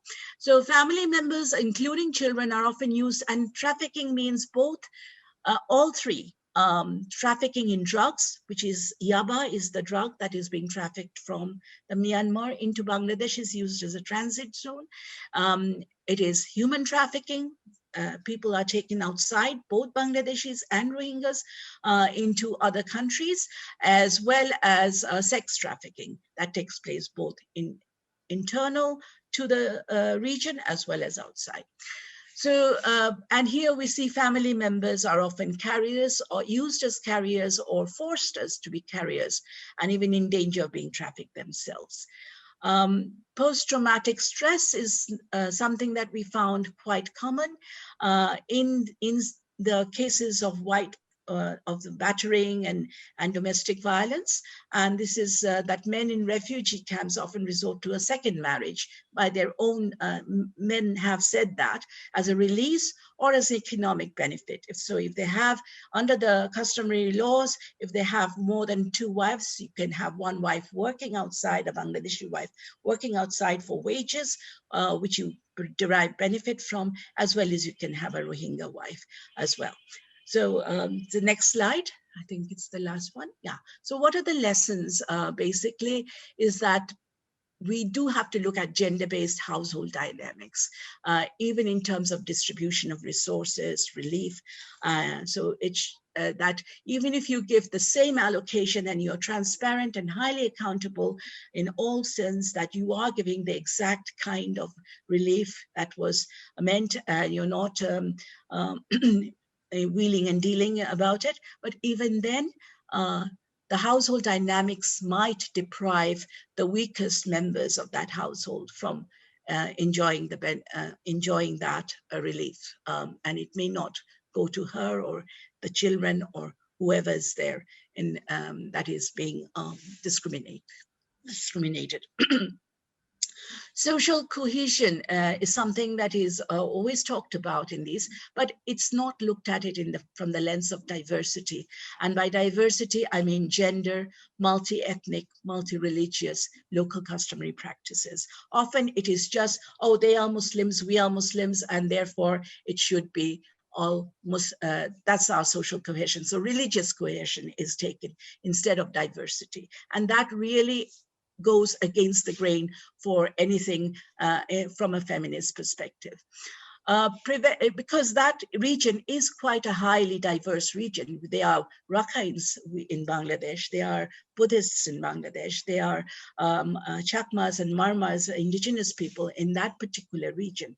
And they are all there in that region and they have a common lingua franca with all these religious minorities, also have a common lingua franca with the Rohingyas, which is very interesting. Whereas in Myanmar, the Rakhines do not have a common lingua franca with the Rohingyas.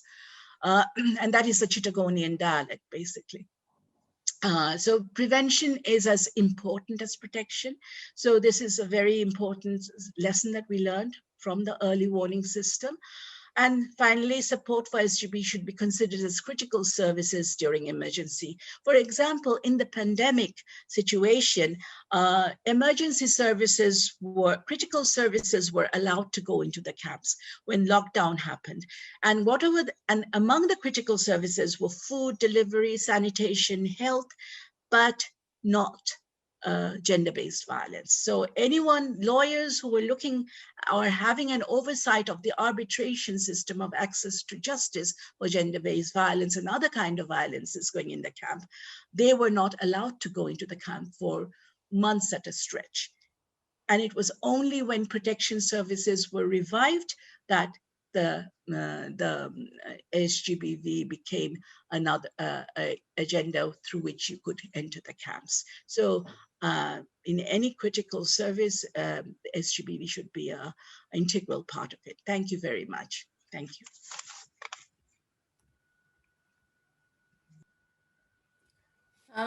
Thank you, ma'am, for a wonderful presentation.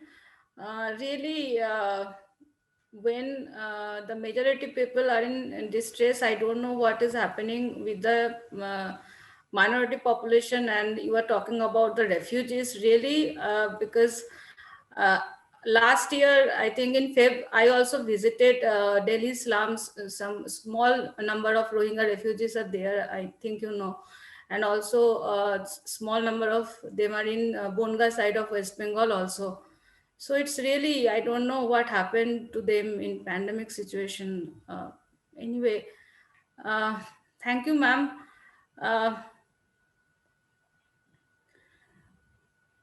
Now I want to invite my teacher, Professor Paula Banerjee, to give a felicitation address. Honorable Professor Paula Banerjee is MA and PhD from University of Cincinnati, USA, and was Vice-Chancellor of Sanskrit College and University, Kolkata.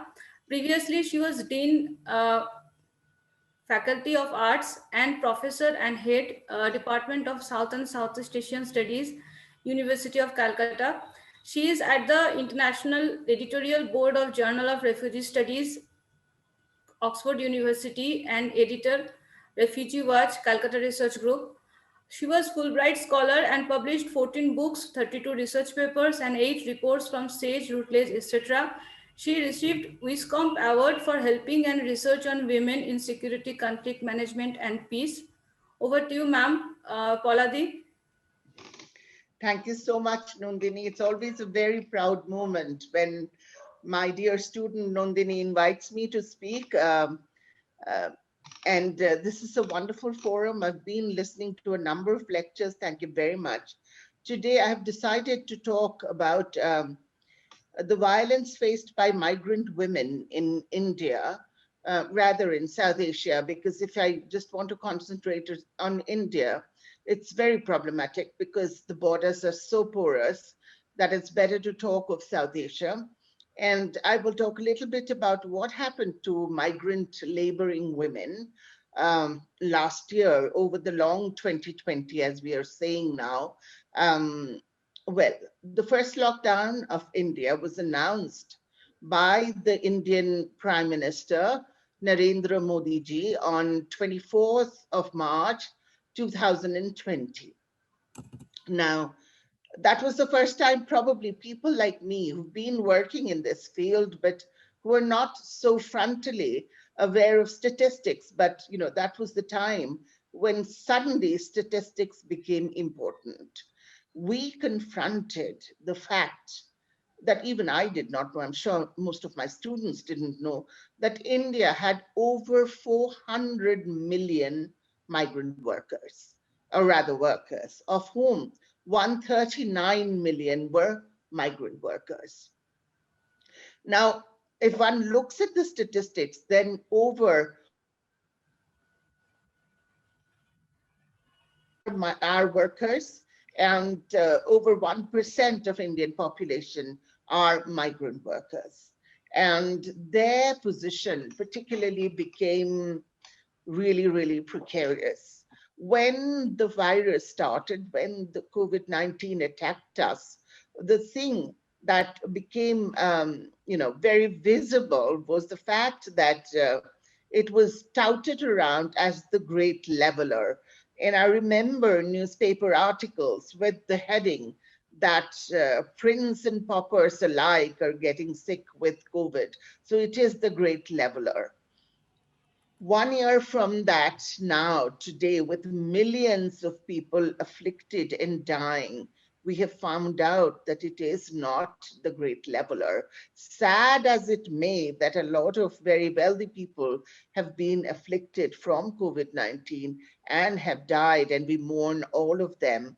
But what is particularly important is that the most discriminated all over the world have been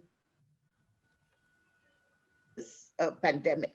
Now, the thing is, when the pandemic hit us, we found out that our response to a pandemic have stayed the same for over hundreds of years now. If one, like me, was a student of history and tried reading about the Great Plagues, one would have found out that the response to them was closing of borders, shutting them up in houses and keeping them there. when one looks at the great influenza of 1918, 1919, that happened after the First World War, it was the same response. Close the borders, keep the people in the houses, maintain what is today called social distancing. Now, the interesting thing is India is not unaware of social distancing because we've been practicing social distancing against the Dalits, against the untouchables, as they were called in the colonial period, for many, many years now. So, we, even though we had such a sensitive history of social distancing, completely forgot all about it and started talking about patients being socially distanced and not just physically distanced in the COVID-19 situation.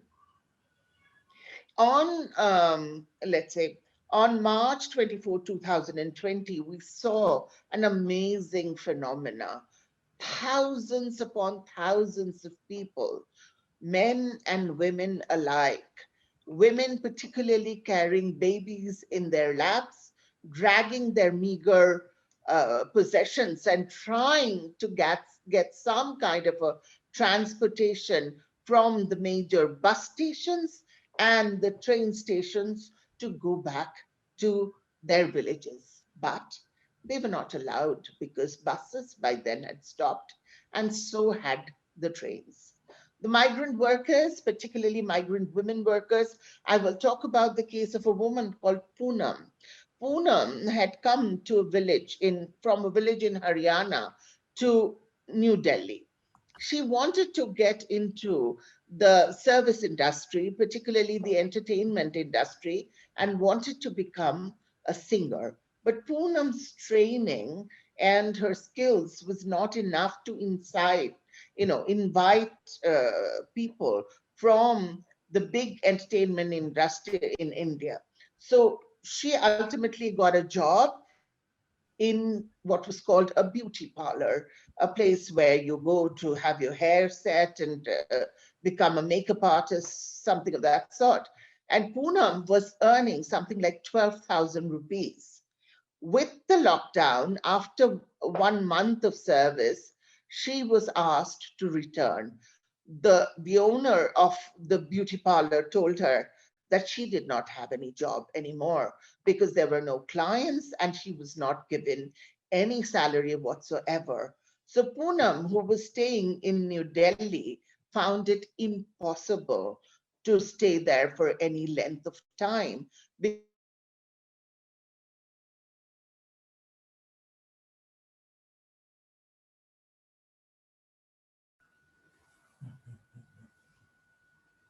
Ma'am, we can't hear you properly. Ma'am, Paula di?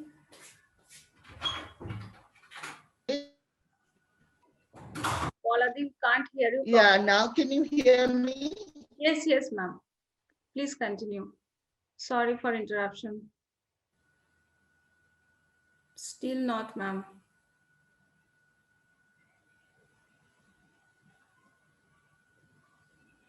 Ma'am.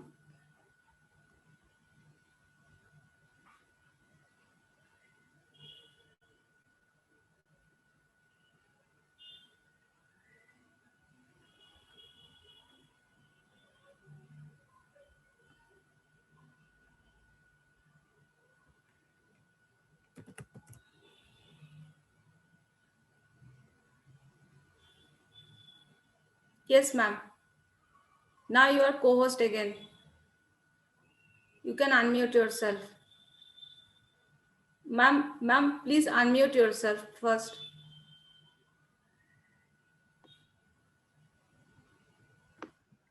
Can Yes, you hear me now? yes, ma'am. Okay, thank you very much. I'm so sorry. Somehow today I've been in back-to-back webinars, so my connection is very shaky. So I was talking about this young woman called Poonam who worked in a beauty parlor in Delhi. And because of the COVID-19, she was laid off and she had to go back to her village. She went back to her village and started saying in her family household, but She absolutely did not have any money.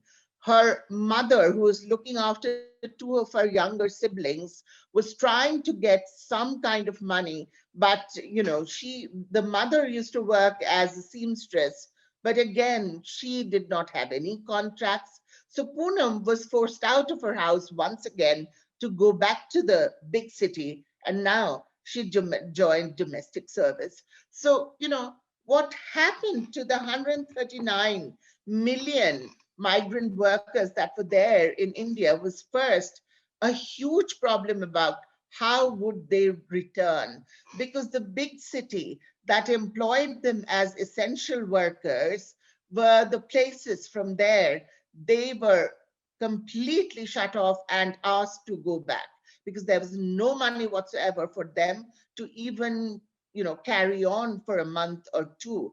And after the first lockdown, in the second lockdown, their situation became even more problematic.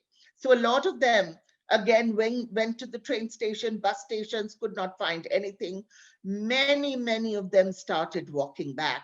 Among them, thousands of migrant women workers. There were cases where a fully pregnant woman walking from Mumbai to Satara gave birth to a child in the road and in 2 hours' time started walking back.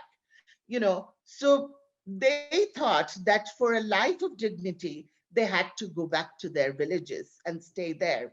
Now, interestingly, if the migrant worker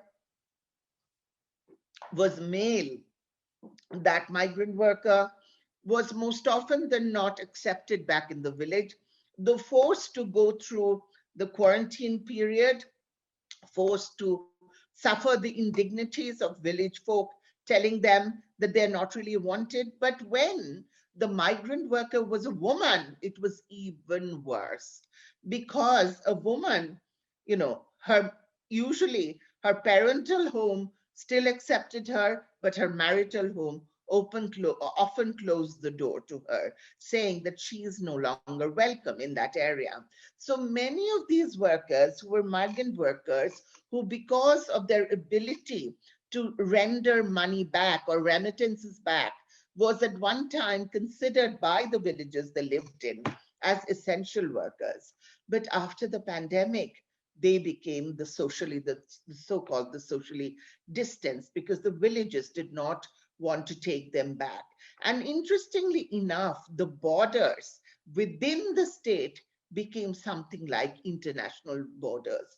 Just as you need visas to travel from one country to another, you needed people giving you, some kind of a certification that you could cross the border and you were well enough to cross the border. There are over 700 road accidents within the month of May, and majority of people dying in those road accidents were women. We had the horrific images of a mother with two young daughters traveling in what we called the rickshaw, from New Delhi to a place in Madhya Pradesh. And on the way, they were hit by a truck the night before they were supposed to reach. There were so many of these accidents. Then we had the horrific accident where 16 migrant workers were walking alongside a railway track.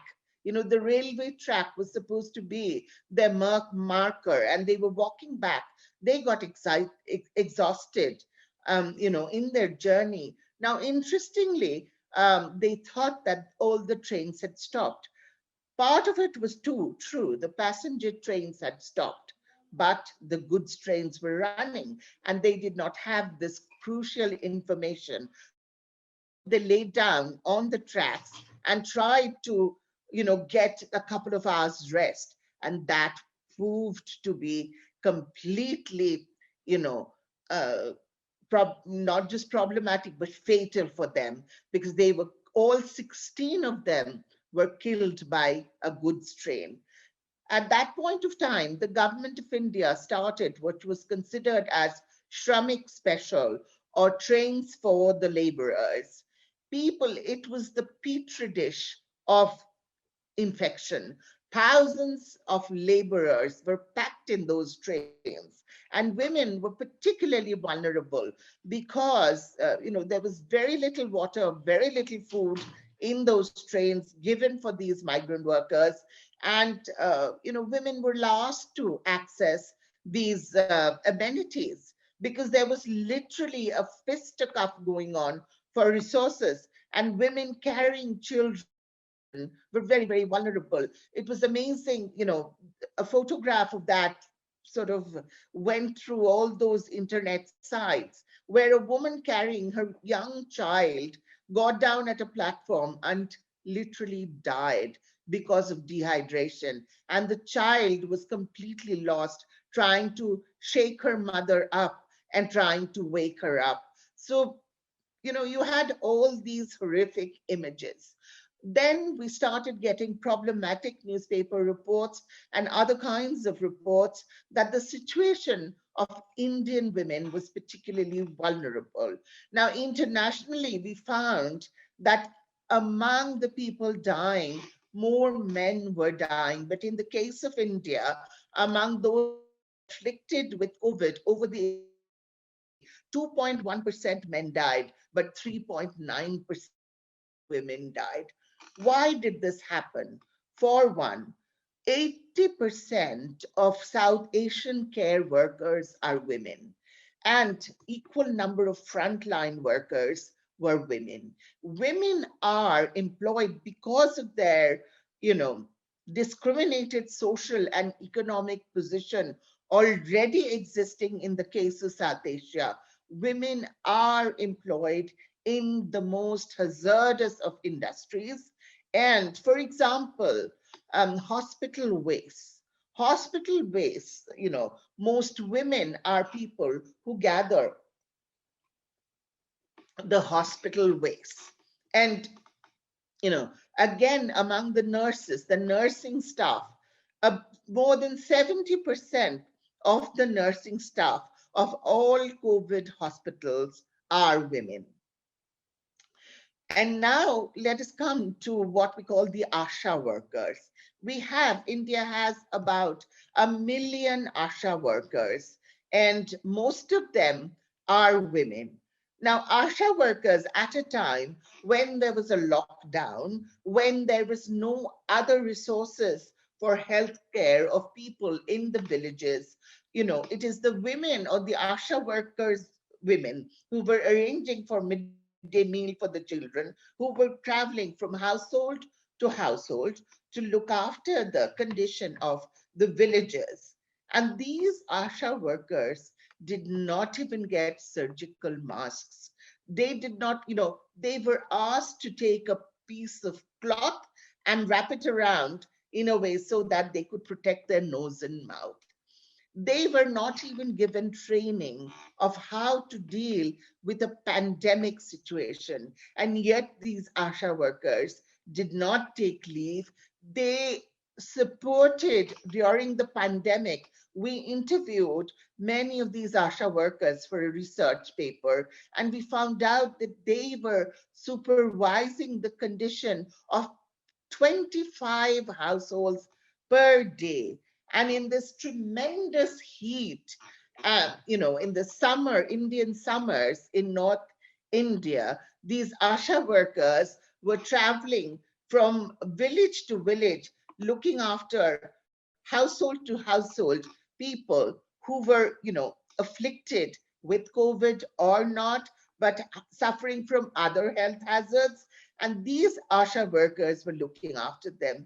And yet a year back, when these Asha workers who were getting paid something like 1,000 rupees a day wanted a slight raise, they were totally disabused of any raise by the state itself. So, and yet these Asha workers served India in a way, particularly the care industry, in a way that nobody had seen them serving. Other than that, as I said, when migrant women went back to villages, they found it particularly problematic because even after quarantining for 14 days, villagers were not taking back these women into the households. Their money was welcome, but their bodies were not, because these women had traveled long, long distances. So as I kept saying that for their, need, or for their requirement to lead a life of dignity, they had to accept death. The situation was so dire, so problematic for many, many migrating women. Now, in the period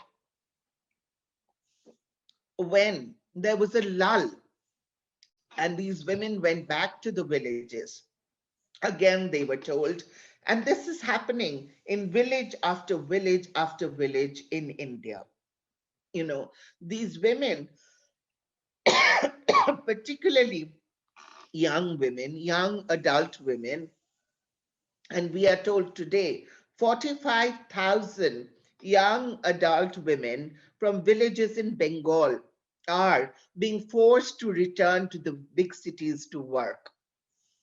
They have to service 3, 4, 5 households as domestic laborers and have to take up hazardous job like get into the building industry. One of the reasons why even in this pandemic situation, they have to go back is that dire endemic poverty. So look at how this web continues. Poverty, particularly young women, these women are then thrown into the hands of traffickers so that they can migrate.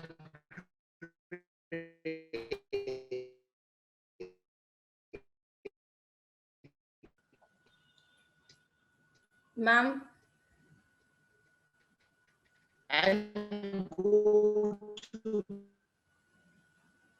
big. Hello. Yes, ma'am.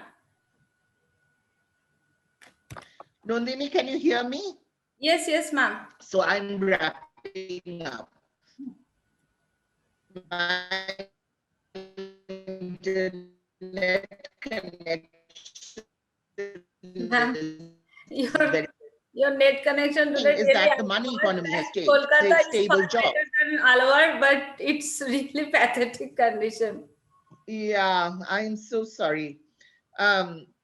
Is it better now? Yes, ma'am. Yes, ma'am. Okay. So, these women are going back to big cities to get jobs. They're not getting it. They're getting into even more hazardous jobs, such as rag picking, such as picking up hospital waste, such as sex work. And the web of poverty, the web of violence, and the web of, the political economic discrepancy and discrimination is continuing and making women more and more vulnerable. I will stop here. Okay, ma'am. Thanks a lot. Your presentation always lucid but thought provocative, so that like the grassroots level researchers, early career researchers can understand, but the higher level researchers also get some data from your speech. Thanks a lot, ma'am. Now, without wasting time, I want to invite our next distinguished speaker, Professor Laura Sjoberg. She is British Academic Global Professor of Politics and International Relations, Royal Holloway, University of London, United Kingdom. She did BA from University of Chicago, PhD from University of South California. Her research interests are in area of gender-based and feminist approaches to the study of international relations generally and international security specifically. She is author or editor of more than a dozen books, including most recently International Relations Last Synthesis from OUP, Gender and Civilian Victimization in War from Routledge, and the Routledge Handbook on Gender and Security. Her work has also recently been published in Security Dialogue, Review of International Studies, the Journal of International Political Theory, Conflict Management and Peace Science, and the Journal of Conflict Resolution. She has served as editor of International Feminist Journal of Politics and International Studies Review, as well as on the Council and Executive Committee of both the International Studies Association as well as American Political Science Association. The topic of our today's address is Gender Expectations in Conflict, a Multiple Approach. Over to you, ma'am.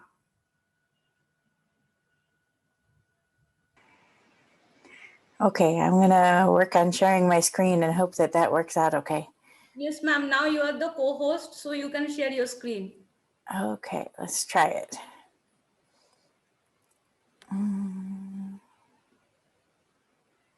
There we go. Okay, so it's working now, right? All right, so I just wanted to give a kind of quick introduction to something that I'm working on now, and it's a fairly new project, which is applying a framework of thinking about the concepts of gender and war to different kind of places and snapshots of thinking about gender and war. So I'll tell you about the framework, and then I'll tell you about kind of what I'm hoping is going to be its new application. And hopefully that will be within my time limit and of some interest. So the title of the talk is Gender Expectations in War, a Multiple Approach. And it's based in my previous explorations of what some mainstream scholars call the war puzzle in international relations. So they frame it often like, well, the war puzzle is why do wars happen as opposed to a presumed constant state of peace. So it's a dichotomized understanding of war and peace. It's also an understanding which suggests that what is confusing is when violence happens instead of when nonviolence happens. The normative commitment of this work is often some understanding that nonviolence is the norm and violence is the constitutive other of that norm.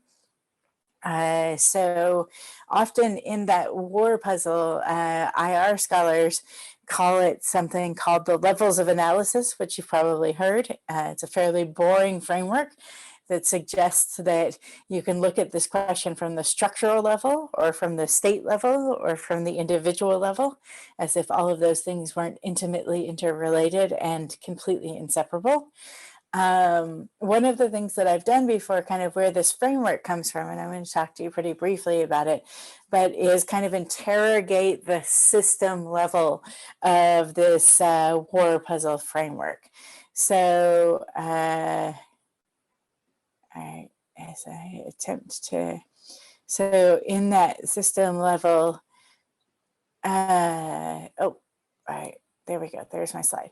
Okay, so this is the kind of book that is now more than 50 years old and not that interesting, called Man, the State and War, that talks about those levels. And particularly it makes the argument that the system level, which Waltz calls war, is where you should think about international relations most generally, and that you should think about how the international system acts as a condition of possibility for war.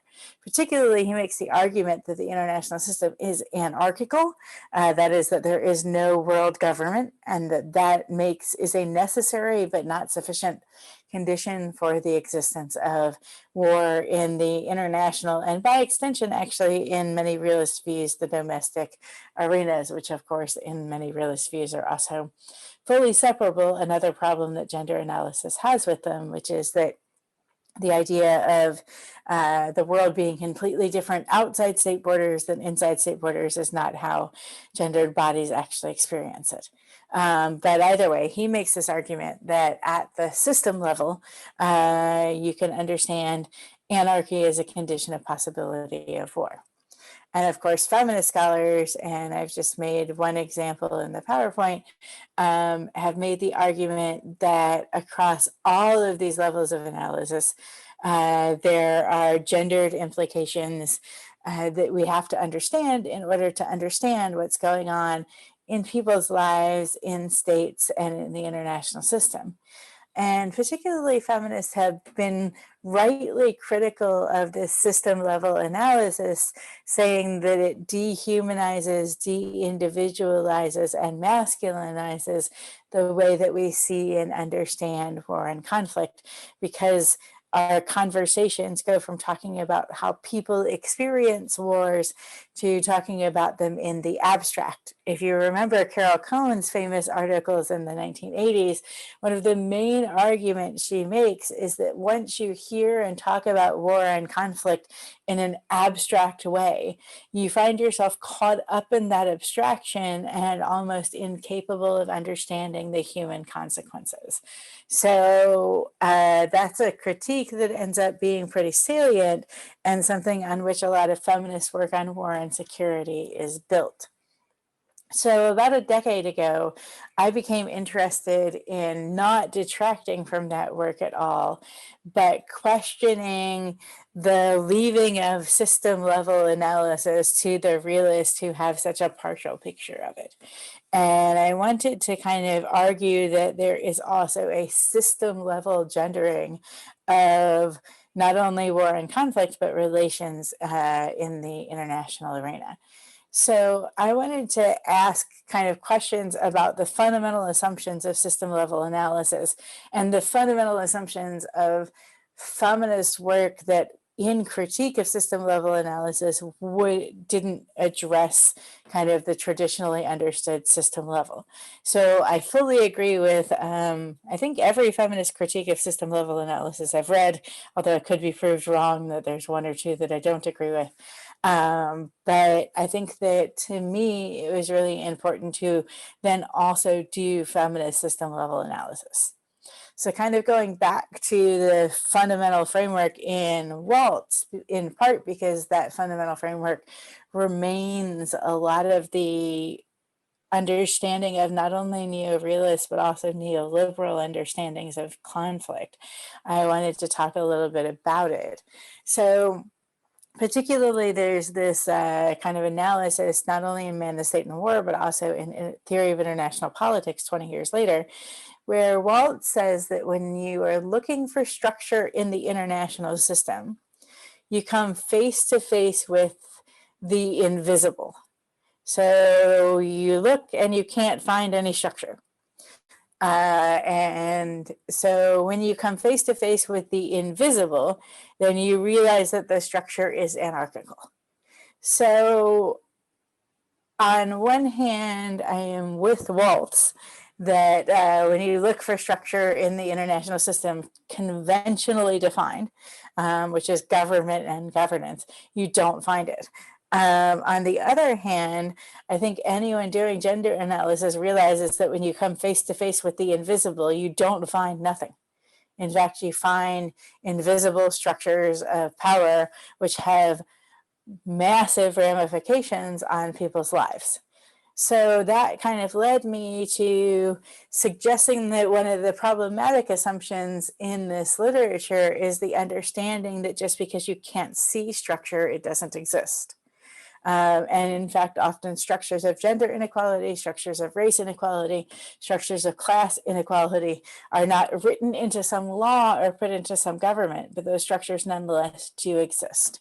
So I did a lot of work on mapping out the previously quote unquote invisible structures of gender equality in the international arena, particularly relying pretty heavily on kind of a combination of IR definitions of structure. So Waltz talks about it as ordering principles, as specification of function, and as distribution of capabilities.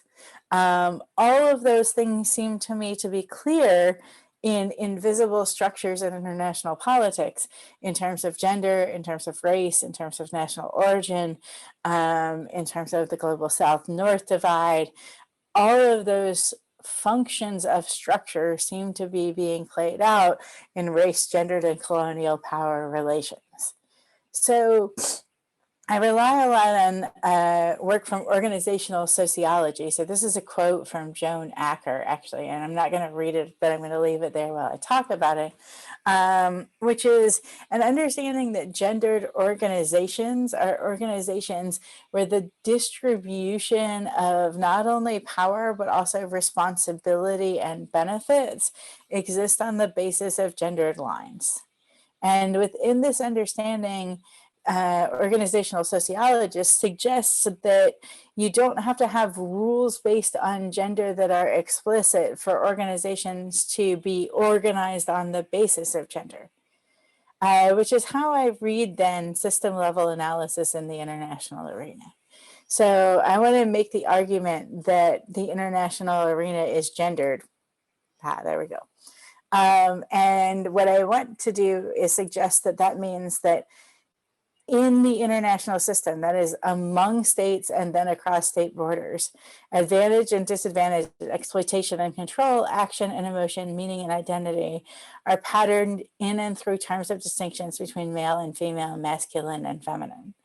And I think it's important to think about the international arena then as a gendered organization, because that allows us to understand not only that every level of analysis in the kind of traditional IR discourse is gendered, but that those genderings can be multiple, varied, and sometimes even contradictory, and yet still a part of a gendered structure of the international arena. So I tell you all of this stuff to tell you that I think that understanding the international arena as not only one gendered organization, but an amalgamation of gendered organizations within the international arena's gendered organization gives us a different view on gender structure and war and conflict, which allows us to understand that those things are also distributed on the basis of understandings of not only gender, but multiple genders and genderings. So then I want to apply that framework to thinking about gender-based expectations in war and gender-based operations in war and how we understand gender, war, and conflict more generally. And this is kind of the newer part of the project. So I want to use the framework of gendered organizations to think about how one might map conflict. And in doing so, I don't mean to make a new empirical contribution to our understandings. Instead, what I mean to do is kind of find a way to make theoretical snapshots that I think might be useful both in kind of reforming and reframing security work that doesn't pay a lot of attention to gender, and also in trying to get these issues on the map of policy organizations that aren't paying a lot of attention to gender right now. So in so doing, I kind of have a couple of approaches that I think that this framework might be useful to engage. And I'll tell you a little bit about each of them, and then kind of what I think the overall approach might pay off as it kind of continues to be developed. So the first is that I think it can provide a multiple approach to thinking through gender-based expectations. So over the course of my research career on gender-based expectations and conflict, which has largely been related to two things: women's political violence and gendered framings of civilians and violence against civilians, I've found not only multiple gender tropes, but also movement over time, movement over place, contradictions among these gender tropes, and different ways in which different contexts treat those gender tropes as they're presenting and representing them. And I've seen that also in a number of other people's research on expectations of gendered people, gendered states, and gendered bodies across war and conflict. And I want to find a way to suggest that these differences are themselves a part of an analytical framework, rather than things where you have to kind of say, well, this one is necessarily different than this one and is necessarily different than that one, and therefore requires kind of different analytical frameworks. On the other hand, I want to do that without the imperium of positivist research understandings. So I don't want to say, here's a generalization of how gender works in war and conflict, and I don't want anyone else to be able to say that either, in part because of the violence that I think some of that recent work is doing.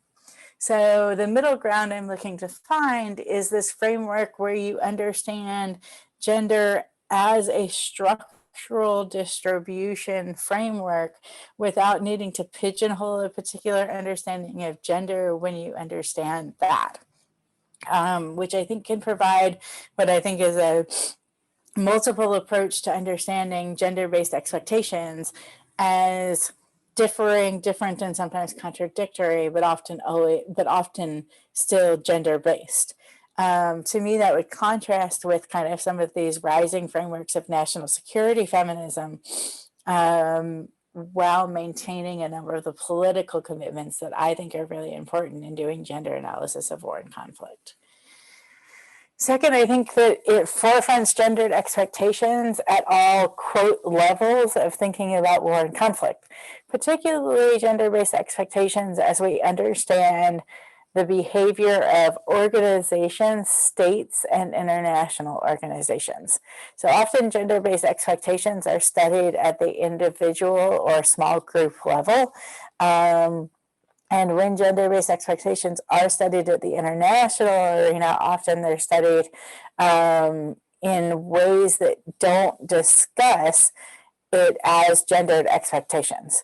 So we don't often say that we have a gendered expectation of a particular state's behavior, although the rising literatures on feminist foreign policy and some of the early work in gender and security did do this explicitly. I want to suggest that talking about gender-based expectations is a way to talk about the resonance between the theoretical and the practical. And I think it might be a way to kind of navigate some of the pitfalls of the kind of current gap in literatures where some people talk about quote empirical expectations of how women and men behave, and some people talk in more sophisticated theoretical terms. I want to kind of bridge the gap between those by talking about expectations in multiple ways as well.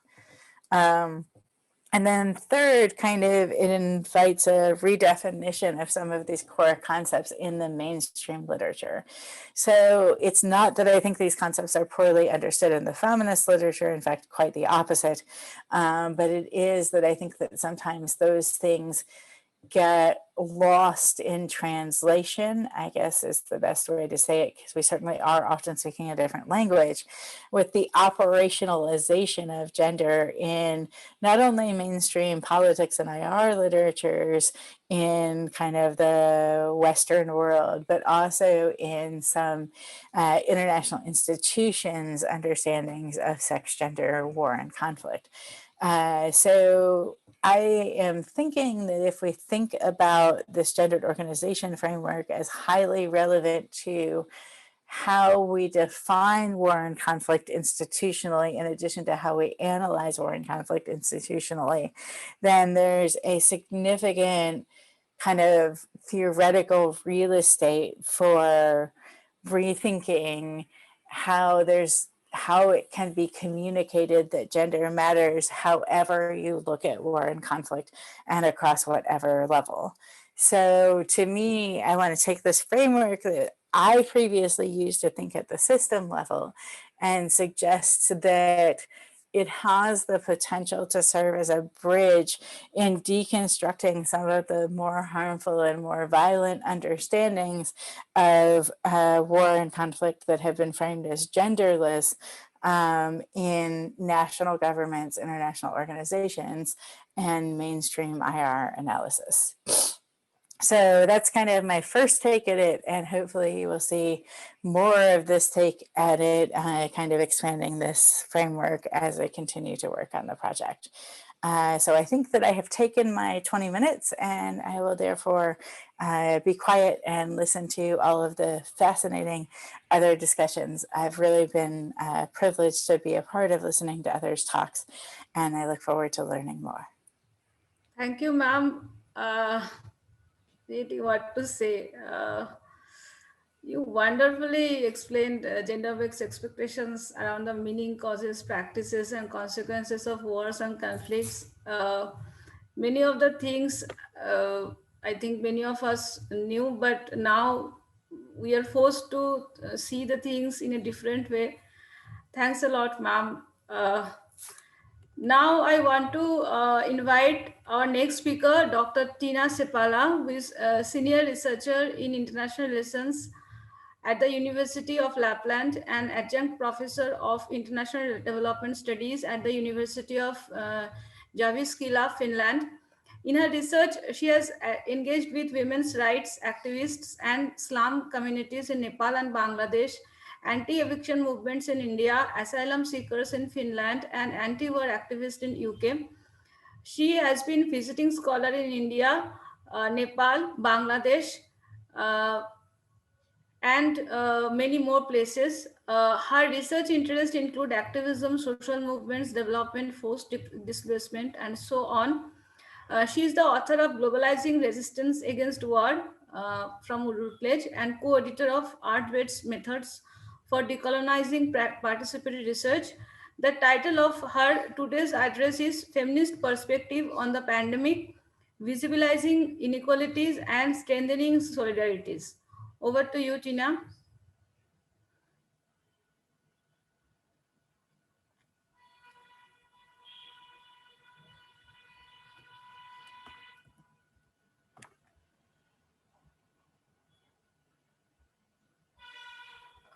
Tiina, you are now co-host, so you can mute, unmute yourself. You can show your screen if you want. Yes, thank you. Sorry, it said that I'm not able to unmute, but now it worked. So yeah, thank you. Thank you for your kind introduction, and good afternoon from the Arctic Circle in Rovaniemi, Finland. And it's an absolute honor to be able to present at this conference. And I want to very warmly thank the organizers for inviting me. And I also want to congratulate on the conference because, yeah, I've been following the conference yesterday and today as well. And I really think that this is excellent presentations, wonderfully rich and diverse presentations. So as Nandini kindly informed, so today I am going to talk about feminist perspectives on the COVID-19 pandemic. And my background is also in international relations. So I think that this international relations and political science has been one of today's themes, but I personally have also worked on issues related to development, forced displacement and refugees, as Nandini was mentioning. So I think that sometimes these issues work well together and sometimes they don't. So from the perspective of my own discipline, so it can be said that these mainstream perspectives on security, they are very, very state-centric. And as we heard in the previous presentation by Professor Laura Sjoberg, so the feminist scholars and feminist theory has worked really hard to and done its very best to try to sort of challenge these state-centric perceptions of security in many ways. But I think that also what needs to be mentioned is that post-colonial and this kind of decolonial scholars have also done a lot of excellent work to not to contest only the state centricism of IR and political science, but also this kind of masculinist and blatantly Eurocentric conceptions. And they've also critiqued the whiteness of the mainstream security discourses, which include also the academic security discourses. And I think that what these critical approaches bring forth and what they sort of highlight is that we need to ask that whose security we're actually talking about. Security for whom and security from what? And there's been many analyses and lots of articles has been written on the ways how this kind of dominant conceptions of security is that it's perceived and conceptualized from the perspectives of those who already are well off, meaning the middle class and the elite, and of course those who rule the world, the global political and economical leaders. And it is such a strong perception in many ways that it is almost inescapable. And in this way, this kind of mainstream conceptions of security are related to preserving the status quo, and which is based on equality, unequal distribution of resources, and all forms of structural violence, and taking place in different forms of poverty, denial of basic human rights, oppression, dehumanization, as Laura was also mentioning, and sort of categorizing different groups and seeing who is belonging and who's not belonging. And I think that the COVID-19 pandemic has made these aspects more visible, and it has also posed a challenge to this kind of traditional conventional conceptions of security. And it seems really, when we think about it, that this kind of very state-centric perception of security is not a comprehensive enough framework to understand the world where we're living, and to responding a crisis of this level, we need much broader conceptualizations. And at some ways, I think that what this pandemic has resembled also is about the discussions that we have had in the context of the climate crisis, that we really cannot think of only in terms of the state security, but we must think also about the human security, and not only about the human security either, more than human security indeed.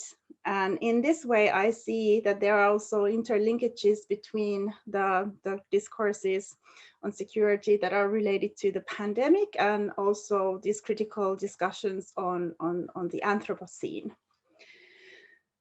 I personally somehow find it sad and utterly sort of frustrating to see that even though this realization that this coronavirus or climate change for that matter, they do not follow or respect the nation state borders. And despite the fact that as a humanity, we're in the middle of not only one, but several existential crises.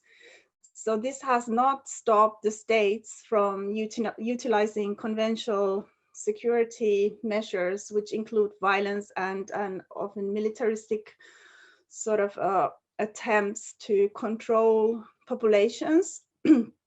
And it really has not stopped state from practicing measures that discriminate, for example, between citizens and non-citizens, rich and poor, men and women, or from excluding groups of people from relief efforts and denying them care and the possibility for protection and well-being. So even though there's been this kind of a shift from external internal to external sort of security due to the pandemic. So we see lots of efforts to securitize and stigmatize marginalized groups such as migrants and refugees. And we see increased surveillance methods. We see efforts to repress people's right to protest and to efforts to silence dissent, efforts to stop people from practicing their democratic rights. And from the leader side, we hear this talk about security threats posed by the pandemic that are mostly economic, declining economy and declining growth. So, like, what about the security of the frontline workers, the elderly, the poor, the migrants, the refugees, the women? I think that this sort of talk we mostly hear is so revealing. It sort of shows who think they own this world and who think that they can determine the security and what the world should look for the rest of us. So I think that some of the resemblance also in terms of some obviousness for certain issues comes from when I was looking at the crisis rhetoric of the so-called European refugee crisis in 2015. So this was post like a state of emergency in Europe when a small fraction of millions of world's refugees arrived in Europe. So it was something that was completely emergency and required extraordinary measures. And this really sort of highlighted how in Europe, we don't think about how forced migration and displacement happens outside the borders of Europe, that this actually internally displaced people in the global south represent the highest number of the whole refugee population, but it does never make any similar sort of headlines as does the arrival of small number of refugees in the European or on the European continent. So there are some resemblance also with this pandemic crisis rhetoric, I think, because this European refugee crisis was about something that happened like all of a sudden for Europe, but it sort of did not pay any attention that this refugee crisis is not something that happens now. It's a long-term ongoing process that has colonial roots. And in this case of the pandemic also, I think that it's the way that it's represented that there are some things that obscure the fact that while the pandemic, of course, poses a tremendous threat to migrants and marginalized people all over the world, but many of them have to deal and cope in this kind of crisis situations all the time. They are being excluded socially and politically and even physically from certain places and the society. So it's interesting to see how these things work. And of course, the COVID-19 pandemic has then intensified these kind of inequalities, these already deeply deep inequalities and all kinds of ongoing forms of violence and dehumanization and racism and it sort of in disproportionately affects people who are already marginalized and these people who are already discriminated against in the so-called normal times. So on the basis of their ethnicity or religion or their social position. So they have faced extremely harsh conditions during the pandemic we've heard during this couple of days so many examples from South Asia and all over the world that we are really we are really aware of this, that this is happening, and the lockdowns have been lethal to lots of people and in low income countries. So people have lost all their wages overnight, having nowhere to go, having nothing to cultivate, or having no money to buy food. So it's really a complex phenomenon, having to survive on a daily basis, having no access to healthcare, or even to save drinking water, or living in slums in very dense situations where social or physical distancing is practically not possible. So this is why I myself am sort of interested in this kind of complex realities and these intensifying inequalities and existential challenges that are faced by these people who already live on the margins. And I think that it tells us so much about the world in general. And I'm sort of thinking that there are two aspects that are the sort of very important in this in this context. So first of all is that these groups and communities themselves have made many efforts to visibilize these intensifying inequalities, and they've started to speak out in a way about inequality, a structural violence in a way that hasn't been done for a long time. I think it's somehow given people courage to talk about these issues right at this moment. And secondly, I think that what is interesting about all this is also to think about the ways in which individuals and peoples and groups in these marginalized communities and vulnerable positions are doing basically what they are doing all the time. They are taking care of themselves, but not only of themselves, but they are also sort of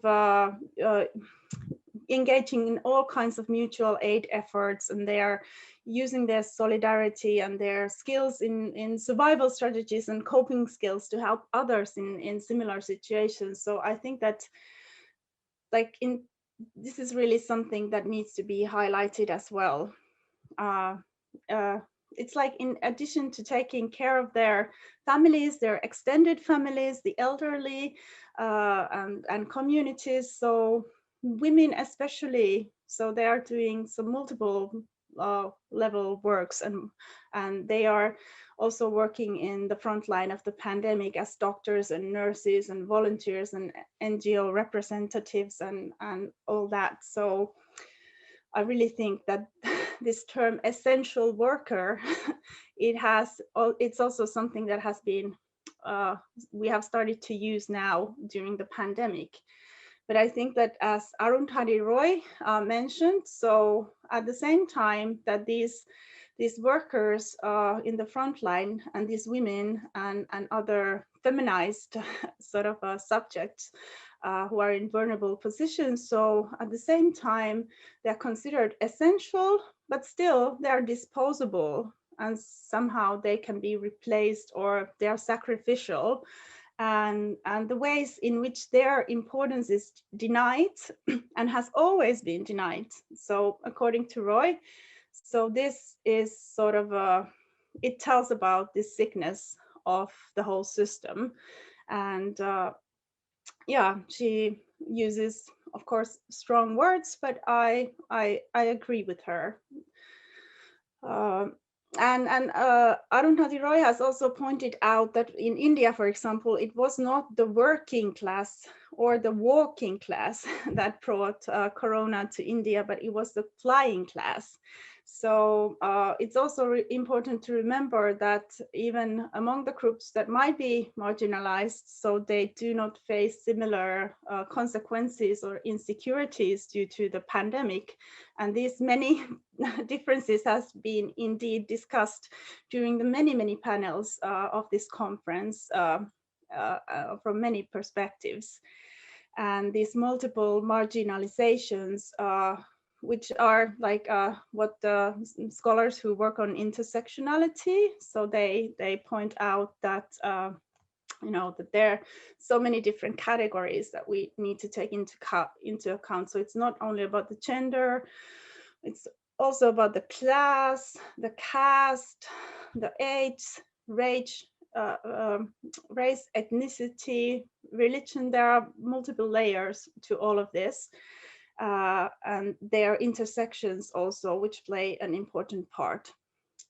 And like from my own perspective, so I have heard so many stories also from the communities that I have worked previously with, and I've stayed in connect with them and do still some ongoing work. So in close contact during the pandemic as well in South Asia. So for example, slum communities and human rights and women's rights activists in Kathmandu, in Dhaka and in Kolkata. So I have heard the similar kind of stories that I've heard during this conference. But I've also heard the stories of coping and survival, and how these communities really, even though this scale of crisis pose a tremendous threat to the communities, at the same time, they can also trigger this kind of responses to build and deepen solidarity between and across communities. And this kind of neighborhood aid and community aid and resource sharing, I think they're very sort of prevalent methods in countries like Nepal and Bangladesh. So it's always been there. And many, of course, are also connected to different kind of grassroots levels and NGO efforts to help people in various situations and try to tackle these kind of negative impacts on marginalized communities.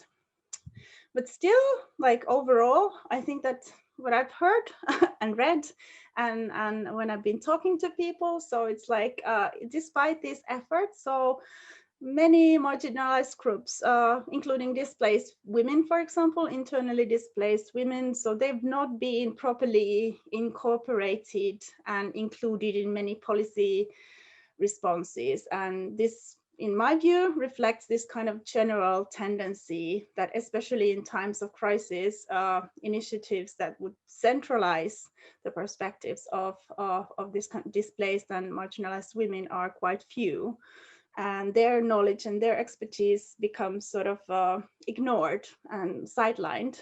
And I'm wondering also that to which extent does this have to do with the fact that during the pandemic, women's movements and feminist movements have been on the rise in many places, and we've seen all over the world, but also like in Nepal and in Bangladesh, for example, these protests against rape have taken place during this time.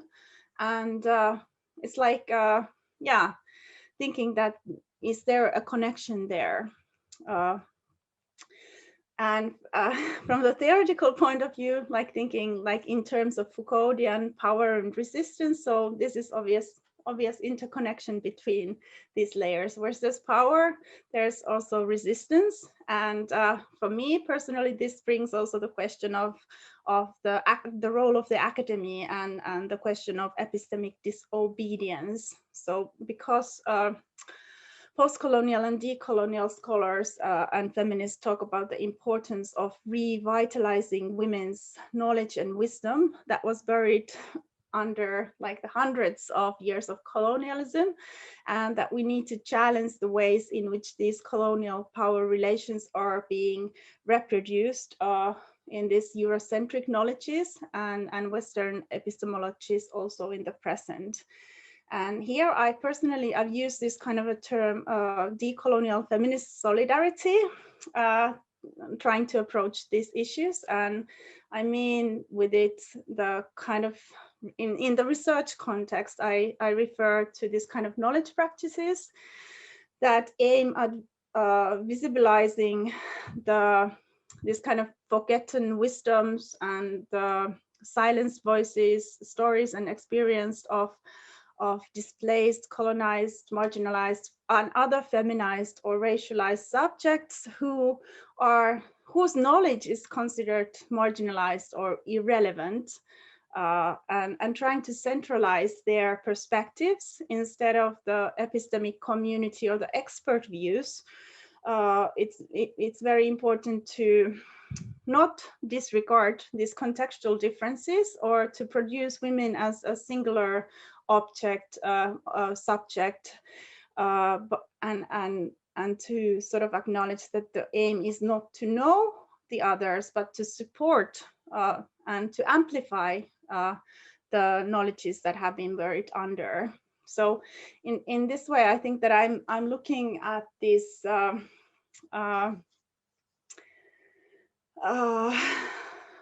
I'm looking at this way in which feminist movements and women in movements and women's resistance and this feminist solidarity can be something that we can learn from and what we can try to practice.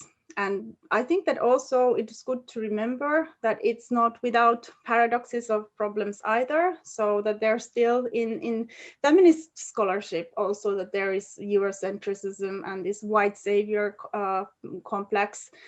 We see that all the time, and this is something what the post and decolonial scholars have talked about for decades, and that we need to really understand that the needs and the interests of women and feminized subjects or racialized subjects in different contexts are very diverse. They are not identical, and while there can be some interconnections, we really have to recognize and admit and understand these differences as well.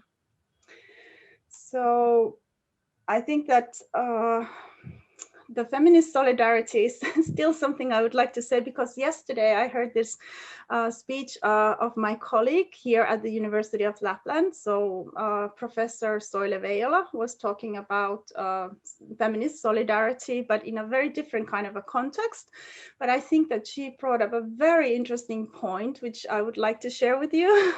So she was pointing out to the fact that as women are so flexible and engaging in all this care work, so is it that this neoliberal and patriarchal system actually builds on and is maintained by and through this women's solidarity?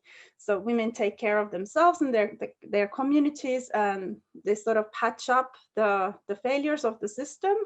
And is it then that this unequal system survives and thrives on the work of women and this kind of feminist labor, that they don't do the governmental jobs because some others are doing it? So it's kind of that, is it then the women's solidarity and the feminist solidarity and care work that's being utilized and taken advantage of by the state actors to evade their responsibilities?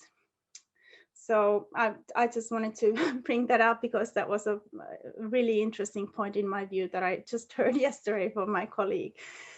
So yeah, of course, like these many feminist movements and these mutual aid traditions, they do very strongly critique the state and market perspective, and they challenge also the idea that we need some external experts to tell what to do, because this devalues the wisdom of the communities. And if we want to sort of activate and strengthen the link between and in communities, so we have to rethink the ways in which we create reciprocity, care, and connection, and try to break down this individualization and the logics of competition, and to listen where people are at during this pandemic experience, and how can we envision new alternatives.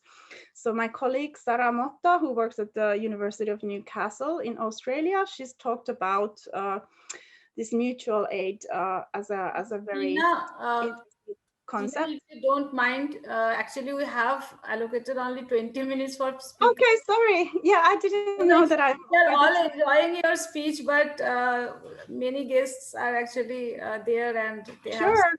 Yeah, I'm sorry if I just didn't I didn't have the clock in this computer. I'm really sorry. Yeah. So yeah, but it was really, I'm very honored to be able to talk here, and yeah, so I really enjoyed all the presentations, and I was happy that I could talk about this topic, even though I didn't go through all my speech. But yeah, I think that's like, we need to visibilize the inequalities, we need to strengthen the solidarities, and we have to think that when others are oppressed, so none of us is free. Thank you. Thank you so much. Thank you, Tiina. Actually, we are actually enjoying your speech, but you know the time constraints are there. So without wasting time now, I want to invite Dr. Dan Plesch, who is the director of Center for International Studies and Diplomacy, School of Oriental and African Studies, University of London, United Kingdom. He leads research on the UN and on disarmament. He did history at Nottingham and obtained professional qualifications in social work and public administration from Bristol in 1979 and 1980. And he founded the British American Security Information Council. He is the author of Human Rights After Hitler, America, Hitler, and UN Wartime Origins, and the Future UN, and the Beauty Queen's Guide to World Peace. Outside academia, he has acted as consultant and advisory to the UK and US governments, the BBC, CNN, Sky News, Kroll Security International, Oxfam, the Foreign Policy Centre, and Greenpeace. He was the independent advisor to the UK government's Department of Constitutional Affairs on the implementation of the Freedom of Information Act. He also regularly writes at newspapers like the New York Times, Washington Post, the Financial Times, the Guardian, and the New Statesman. Over to you, sir. Well, Professor Nandini, thank you so much for your warm welcome, and congratulations to everybody for what has been a formidably impressive conference. And it's our honor, SOAS, to be able to partner with your world-leading institute, and in particular the previous and this conference. So I'm very grateful that you've invited us to partner, and indeed asked me to speak at this stage.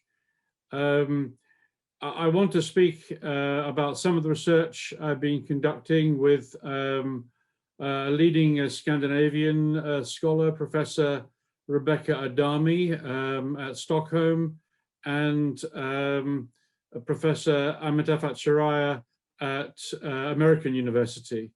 And we, led by Rebecca Adami, we have a book coming out on UN Women later this year, which I commend to you.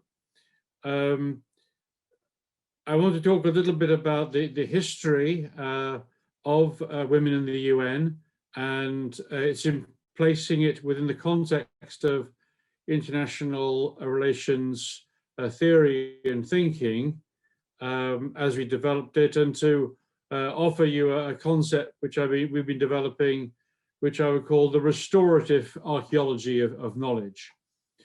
But I want to begin by framing the issue of women in gender and security as an imperative in international affairs, and indeed, and I'll explain why, arguing that a gendered feminist foreign policy should actually be regarded as a classical realist approach to security.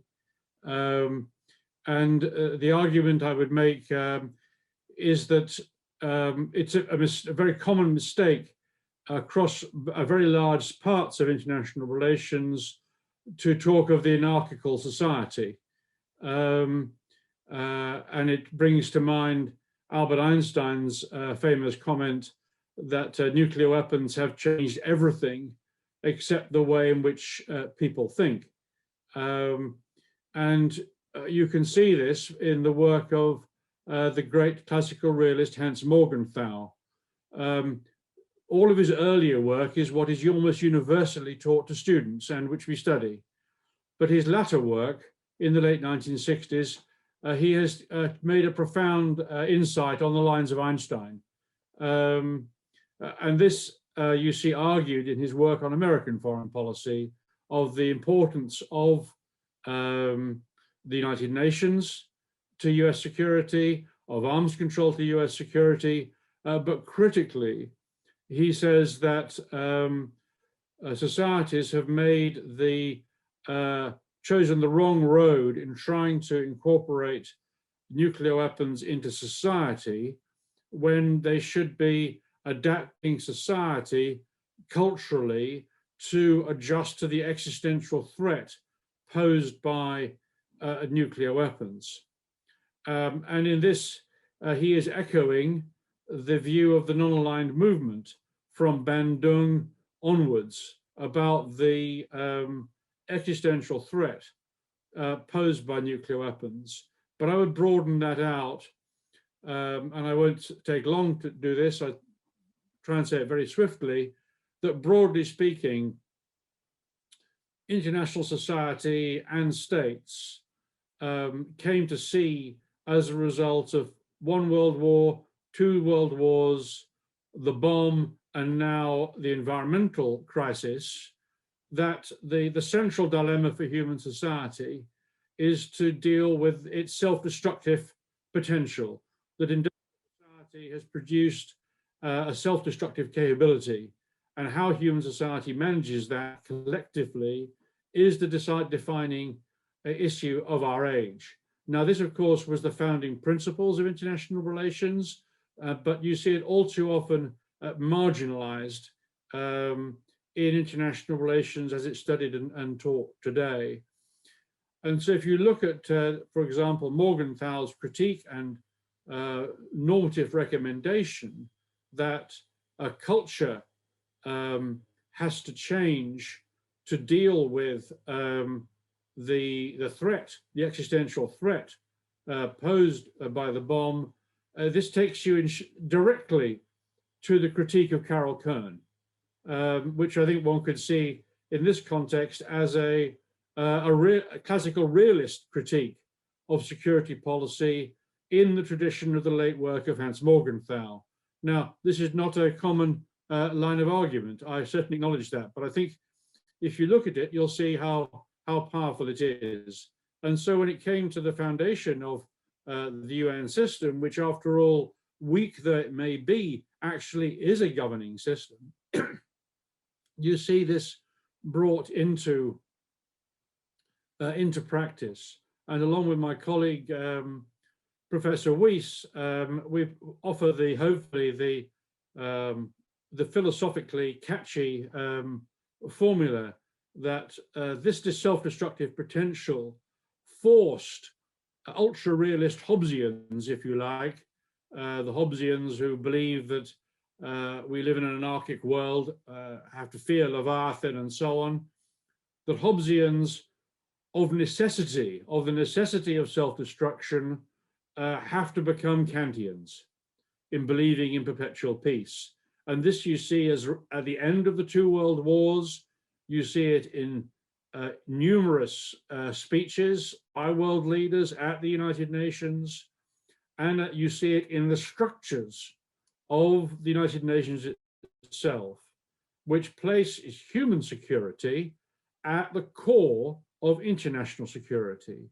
Now, in our own time, human security is, I think, entirely falsely regarded as having been created in the 1990s and struggling at the margins of security policy.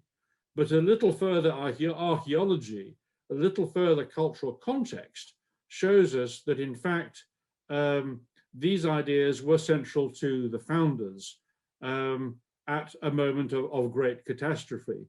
And again, conventional wisdom would portray this system as a liberal accessory, a bauble, if you like, a cherry on the cake of the Allied victory. But for those architects, actually, it was regarded as foundational strategy for the survival of civilization and the prevention of recurrence of world war. And it's in that context, I think it's useful to look at the development of gender issues. And the idea of archaeology of knowledge, which we offer, is one which I think recognizes that all too often history can be unrelated to policy, concerned with past empirical evidence, and on the other hand, that international relations can be so rarefied, so theoretical, as to lose contact with reality. And archaeology as a term is one which, drawn from Foucault, his use of it, and the archaeology of knowledge, is intended to link the idea of empirical historical work with sophisticated theoretical analysis. Now, taking that as a starting framework, what we find in starting to look at what we call the hidden history of women in shaping human rights internationally is that women of the global South, non-Western women, have had decisive agency at every stage in the development. And there are a number of outstanding scholars in the book, we think.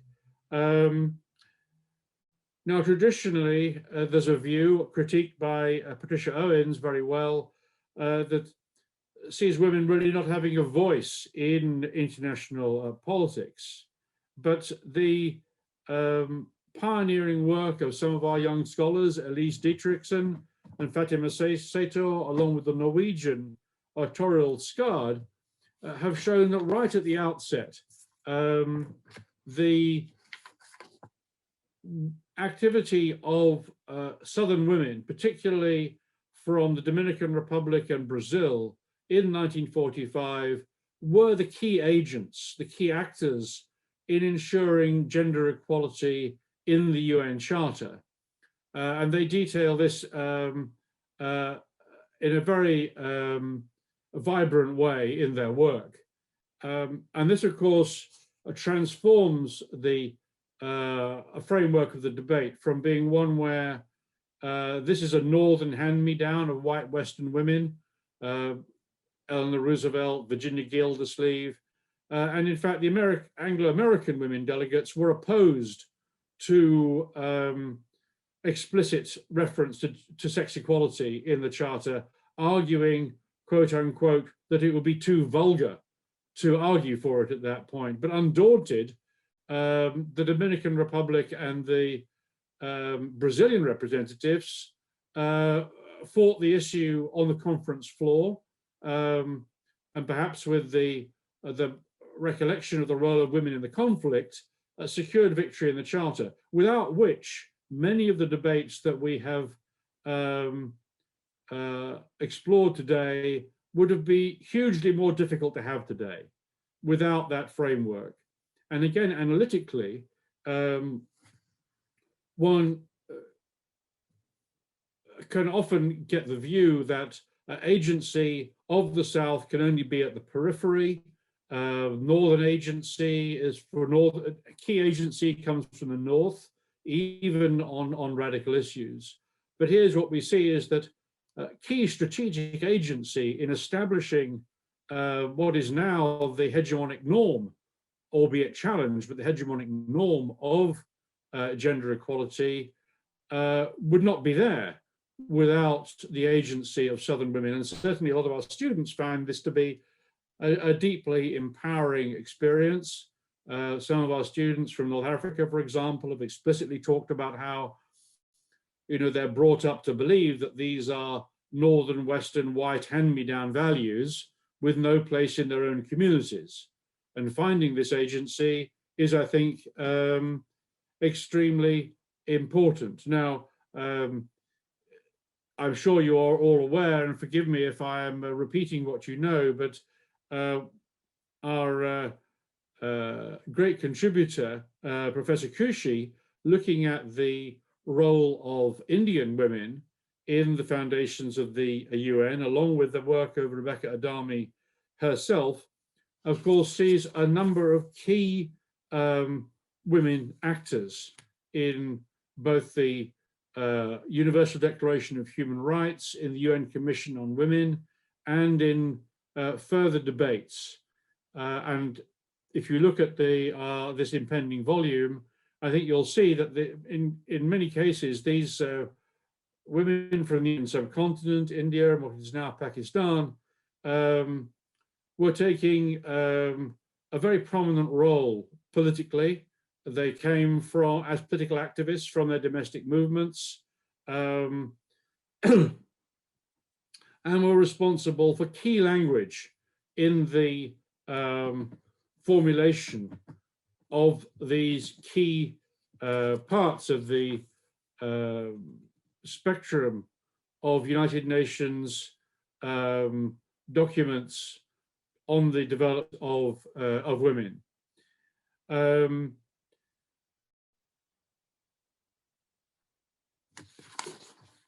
If you look through to document after document, conference after documents, there tends to be a preference, let us say, in the Anglo-American Western literature for highlighting the role of Western women in these discussions. And what our authors have looked at is how time and again overlooked women of color have been decisive in the drafting of key documents in these meetings. Now, I'm aware of the time and I don't want to take up more than my allocation. So I will move on. And I think if you look at the role of women in the new international economic order, in the Mexico Conference on Women in the 70s, going on through Beijing, you see this replicated. But what I found myself particularly surprising was an analysis of the development of UN Security Council Resolution 1325. And in general, if one asks people which country steered 1325 through in the UN Security Council, people generally look blank, or maybe revert to one of the great powers. And in general, there is a narrative about the non-governmental organizations, predominantly led by Anglosphere, Anglo-Americans, Australian women in general, in lobbying around the UN in that period. Hardly at all do we hear of the role of Namibia and female Namibian diplomats. And one of the authors, I think, very eloquently and precisely describes how women had had a key role in the Namibian liberation struggle. And out of that experience, women political actors in Namibia began to be very active in the UN system around women and security issues. And that there is some forensic tracking of conversations in Namibia between Margaret Anstey, the first women UN Undersecretary, albeit a white Brit, who I had the honour to meet once or twice, and Namibian political actors. And out of that, it would appear, came the conception for driving forward a resolution during Namibia's time on 2 years on the Security Council. And I have to say, I found quite shocked. It's one thing to see the suppression of Berta Lutz and Bernardo Bernardino in 1945 under the cumulative debris, let us say, of 70 years of Cold War history. But I find it quite shocking that it isn't part of our common discourse that Namibia is the leading country in the establishment of Security Council Resolution 1325. And if I can speak on behalf of our authors, and I'm only just honored to be permitted to help edit the volume, really. It's very much Professor Adami's work, that I think we would see that the more we look in this area, the more we find not simply suppressed or forgotten a presence of non-Western women in these organizations, but very often it's key agency of women of color from quote unquote the periphery having a decisive impact on decisions at the center, which doesn't accord with critical theory, critical analysis, or in fact, almost any theoretical perspective. But nevertheless, this is where the evidence has taken us. And I'll conclude really by just going back to my opening remark, which I think if you, going back to Carol Cohn and going back to the Morgenthau Einstein site, that rather than seeing human security and women in security in a sense as at the margins trying to get in or trying to have a different frame of reference accepted, rather one can say that in the ultra realist imperative of state survival, of human survival, and global war prevention and the prevention of the self-destruction of human society through the development of industrial society in war and environment, that these lead us to see that the feminist analysis is absolutely central to human security as a requirement of international security. And I think that that framework is quite a powerful framing and a method of engagement with the self-styled realists, I would like to call them, who I don't think are realists at all, and who generally populate an intellectual universe which is pre-atomic, to be blunt, that doesn't recognize the impact of industrial society as a whole, and particularly of atomic weapons on global politics. And if one wants to say, how does this, how do you see it in real life today? We take for granted that when President Biden ordered strikes in Libya yesterday, he didn't do so with very small nuclear weapons, which any previous empire, the Mughals, the British Empire, wouldn't have thought twice about using the most powerful weapons available. You can see in the limitations on the actions of states, however awfully they behave. Since 1945, there has been a level of self-discipline about what is and is not acceptable that would not have been thinkable in pre-modern periods. And that, I think, is the point that Morgenthau and Einstein would make, and that we can use to our advantage.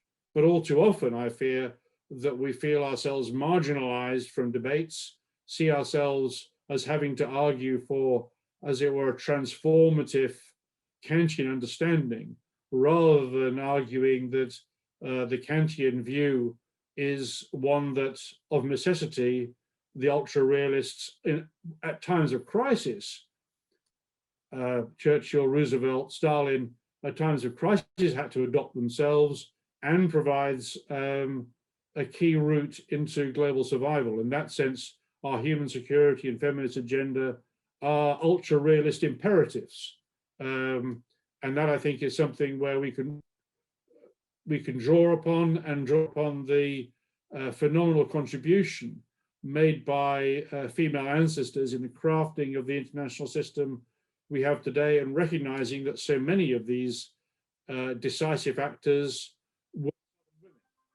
And that, I think, is a point I will end on. And I'm honored to be able to represent views which are expressed by my colleagues in this volume that Rebecca is leading the editing of, and delighted to be contributing again to one of these phenomenal events that Professor Nandini has been putting together.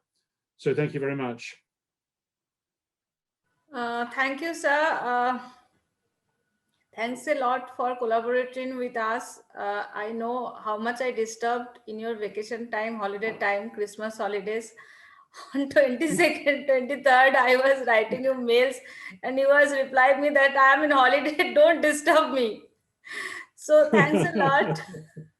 And unlike last time, I'm not this time reading your whole CV. I carted many of the portions also. They are also like, I want to speak, but as you said earlier, so, and thanks a lot. Really, you wonderfully described the realistic view of security, and also how the gender security and human security all can be related to it. And you also described I think we all are waiting for your the next volume, and we enjoy your writing in newspaper, in other volumes. It's really a student of international relations. I enjoy your speech every time. Thanks a lot, sir. Sir, if you permit, sir, one more actually. Our guest of honor, Chantal de Jonge Oudraat, she was unable to present in this session, but she gave us a video recorded in Zoom. If you allow me to play, then I can play it.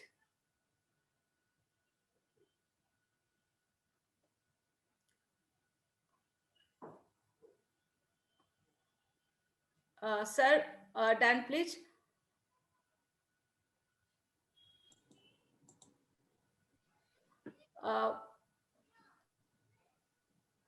If you allow to play the video of our guest of honor, then I can play it. It is for 22 minutes.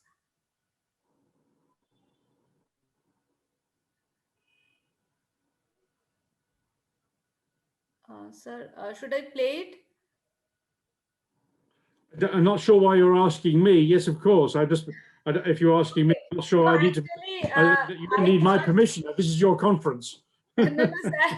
Actually, sir, previously I thought you will deliver welcome speech, but later I thought that we will conclude our session with with your speech. But as you said, you are available at 7:30, so that's why I'm asking. If you allow, then I can play that, and then I can conclude. Okay. Of course, I'm shocked that you are so concerned about protocol. Please don't be. I will email you about other ideas, perhaps for cooperation, but it's been a joy to interact with you. And you can find my email, anyone who wants to, on the SOAS website. And you're very welcome to be in touch with me if I can be of further value. And so empowering. Yes, sir. See, what a fantastic conference. Thank you so much. Goodbye. Goodbye, sir. Thank you, sir. So now I want to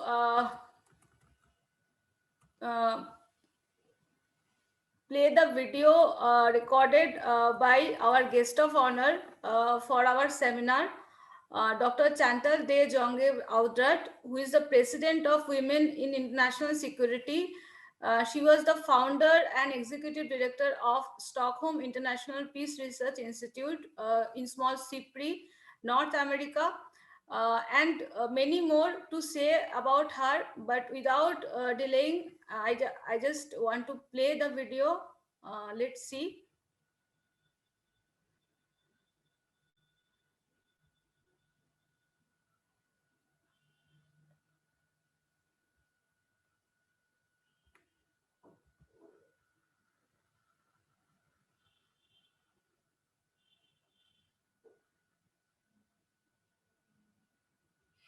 Good morning, good afternoon, good evening.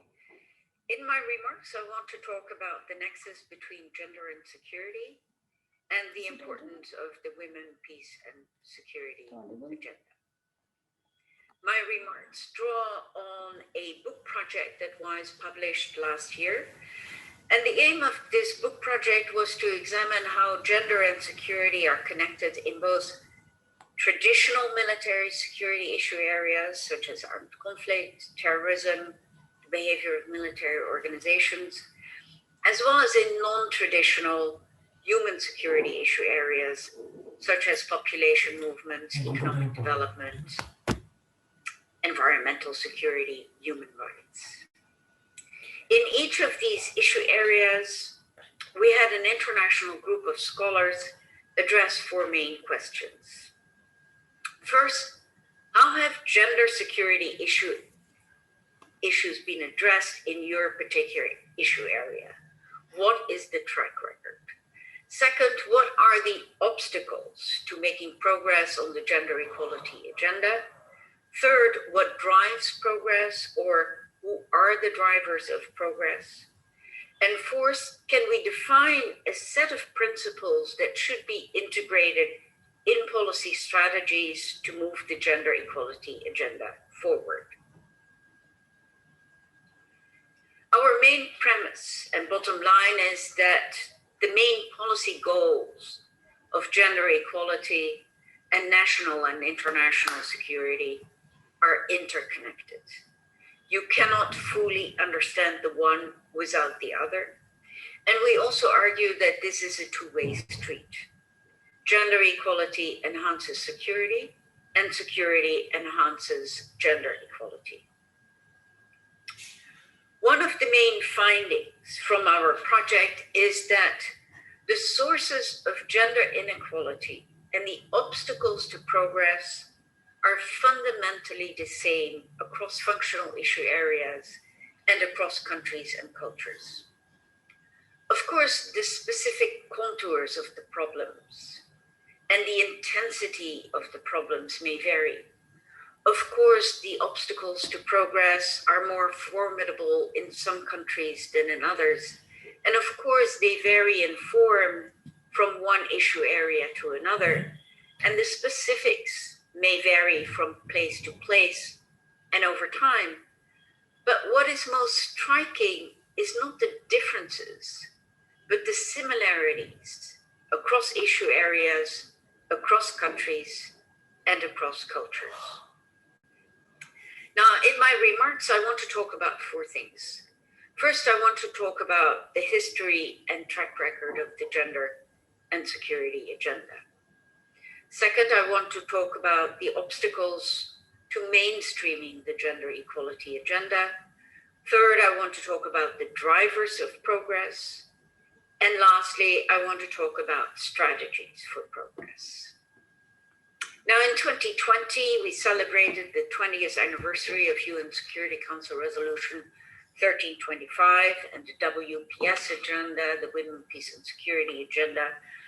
And many policymakers, academics, members of civil society organizations have reflected on what has been achieved and what still remains to be done.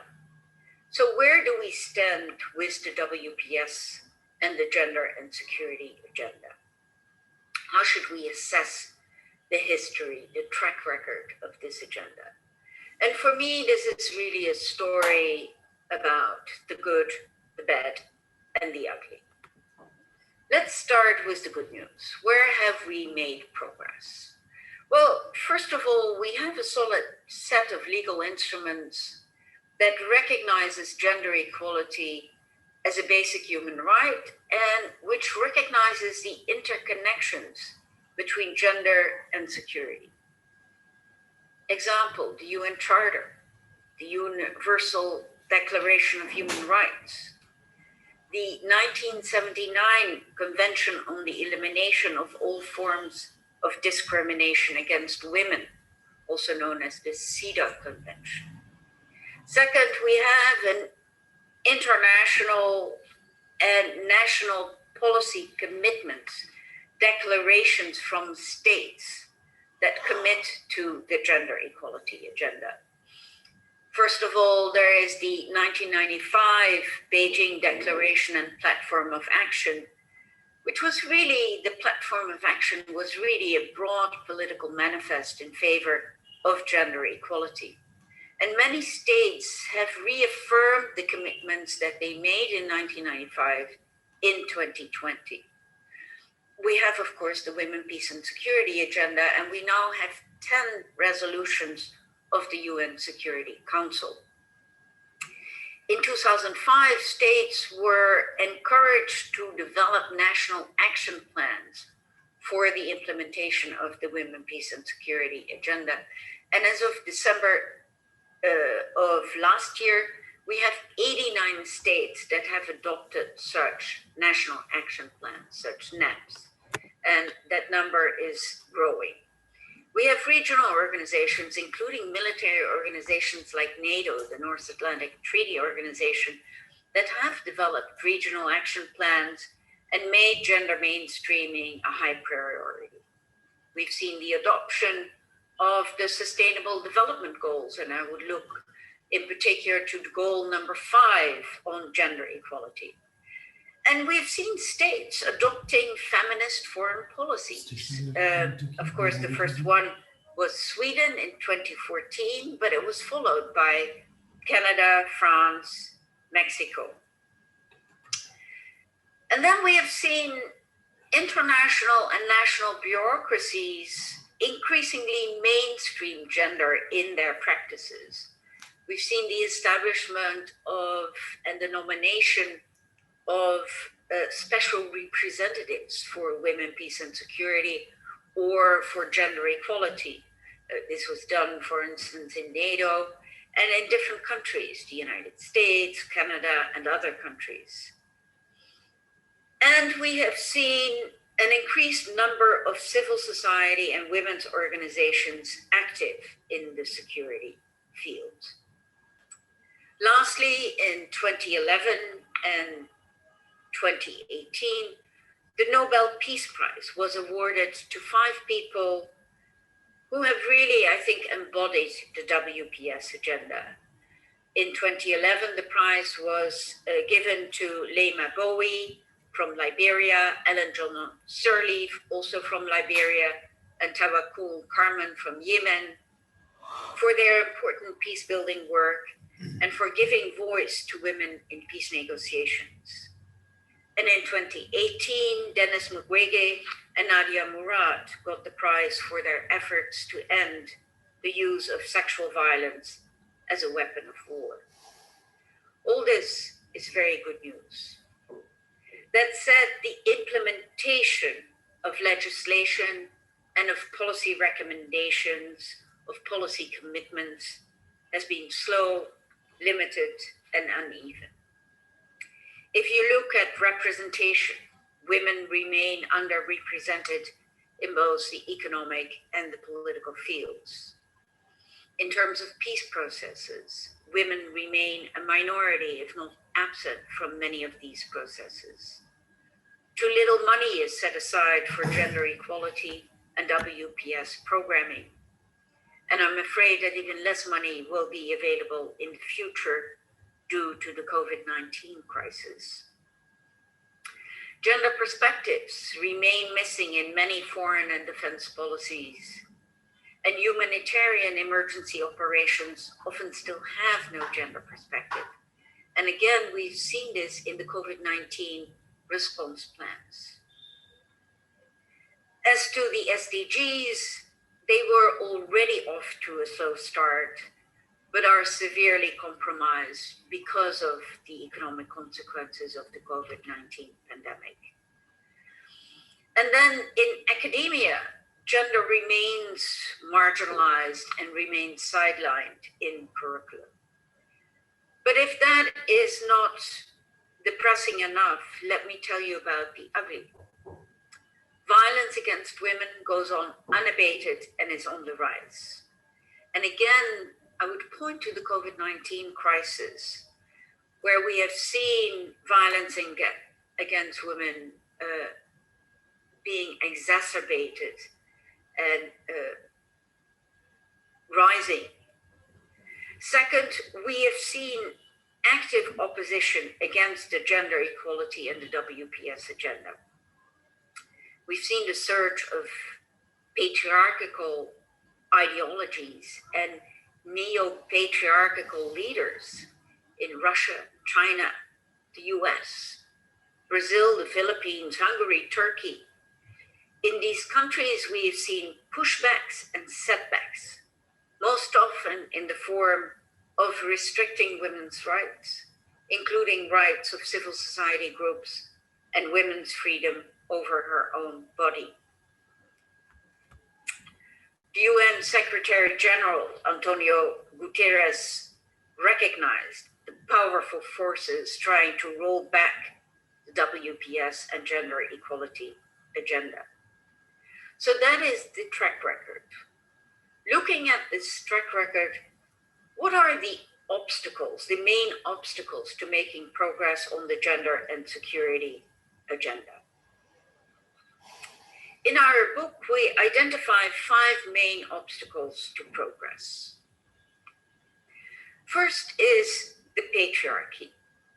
You know, the vast majority of human societies and institutions have been created and structured as patriarchies. That is, male-dominated and male-run entities that seek to perpetuate these established gender hierarchies.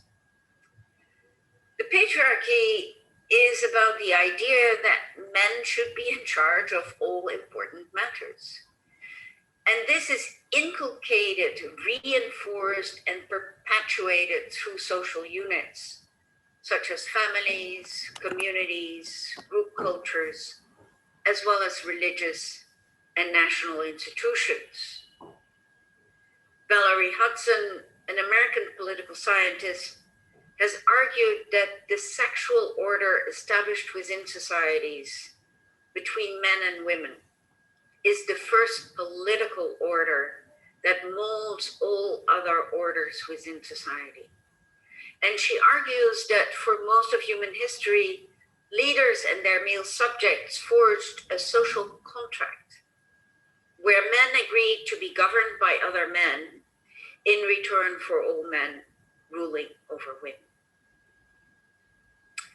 The second obstacle is inertia and resistance. Structures and institutions are hard to change, but it becomes even more difficult when the people inside these structures and institutions actively oppose change. And this is done in subtle and not so subtle ways. The tactics of the neo-patriarchs are well known. They will sideline an agenda. They will talk the talk, but not walk the walk. They will talk about preservation and restoration. They engage in tokenism, admitting small and a controlled number of women. They will restrict the pipeline, set people up for failure, sweep things under the rug, promote violence, and close the ranks. The third obstacle is misconceptions. Most policymakers misunderstand and underestimate gender. And there are 2 main problems here. First, too many policymakers, when you talk about gender, they think you talk about women. And secondly, when they look at international security problems, they analyze these problems in very traditional ways. They see the international system as composed of states in competition with each other. And the majority of policymakers in the national security sector have a very state-centric and military-centric view of the world. And they just don't think that gender is relevant. But I would argue that in our globalized world, security is not just about the security of states, but also about the security of people and individuals. Security is not just about tanks and fighter jets, but also about economic development and personal protective equipment. Unfortunately, that human security framework has insufficiently been integrated into the threat assessment of national security policy establishment. Fourth main obstacle has to do with money, resources. Gender equality and gender security initiatives are notoriously underfunded. I talked previously about national action plans, WPS national action plans. Well, most of these plans have no money attached to them. And then the last main obstacle has to do with data. We, and I mean the collective, we are not systematically collecting sex disaggregated data. And many countries lack trained statisticians to assess and interpret data. And without data, we are flying blind. Now, what are some of the drivers of progress? First of all, it's activist. Women's organizations have really led the charge. Without them, we would not have seen a women, peace, and security agenda. Second, international organizations have been very important.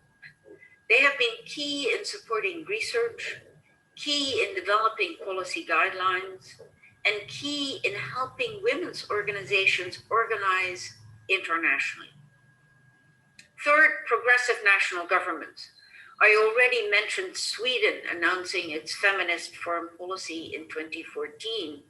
Now, in the beginning, this was a little bit poo-pooed in many traditional security establishments. But the example of Sweden was followed by France, Canada, and Mexico. And the new US administration seems to take gender equality more seriously. It has announced the establishment of a gender equality council that is focused both on domestic issues as well as international issues. And it also has announced that it will have parity in terms of cabinet positions. Fourth driver of progress is norms and laws. Laws are critical. They are not sufficient, but without laws, we cannot make progress. And then lastly, scholars. Scholars have greatly increased our understanding of the gender and security nexus. So where does that leave us? What strategies for progress can we develop? Let me leave you with the 5 Ps, the 5 strategic principles that should guide those who want to advance the gender equality agenda. The first principle, the first P, is that it has to be about people. The gender equality agenda, or the WPS agenda, is about people. And we should be explicit and systematic in framing the agenda in terms of gender and not just in terms of women. This is not an agenda for women. It is an agenda of importance for all of us, for all genders. You know, one of the problems with the WPS agenda has been that it has been framed explicitly in terms of women.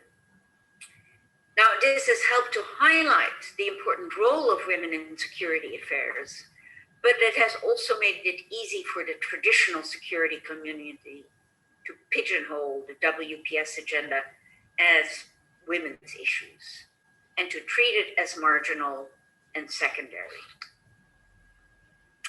So people, it has to be about gender. Second, parity. An important part of the gender equality agenda has to be about the numbers, equal representation and participation. And the numbers have to reflect the reality, and that there needs to be parity 50-50. Third, perspectives. We need to start analyzing security problems through a gender lens. Whose security are we trying to advance? What different effects do our policies have on people, men, women, transgender?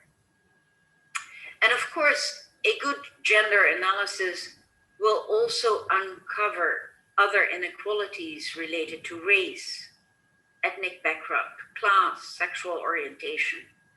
A gender analysis, when done well, has to be an intersectional analysis. Fourth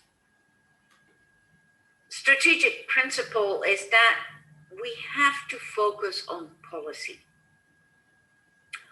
Policy action is the goal. And that means that we need to be focused on all elements of policy. Agenda setting, the formulation of policy and regulations, the allocation of resources, the implementation of policies, and of course, the accountability and assessments of policies. Fifth and last, power. Ultimately, gender equality is about power and the equal distribution of resources and access to resources.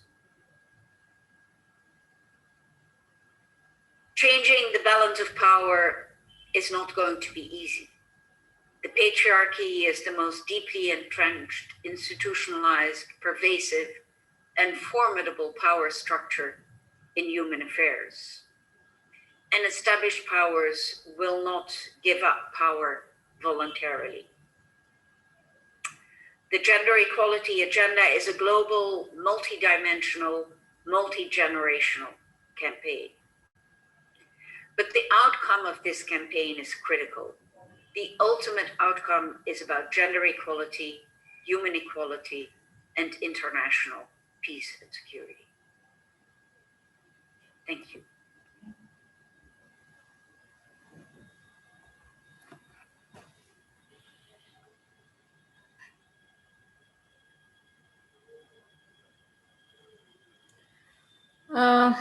Thank you, Dr. Chantal de Jonge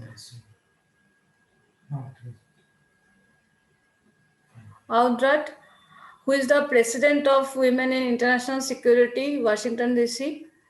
Thank you for sharing your views with us. It's really eye-opening. I think we received many of the new perspective of gender security and how we can reconstruct our thoughts over the international security agendas. Thank you, ma'am. Now, without delaying, I want to invite Dr. Esar Chaudhary, Associate Professor, Department of Political Science, Government PG College, Kishangarh, Ajmer, Rajasthan, India, to say concluding remarks. Sir, over to you.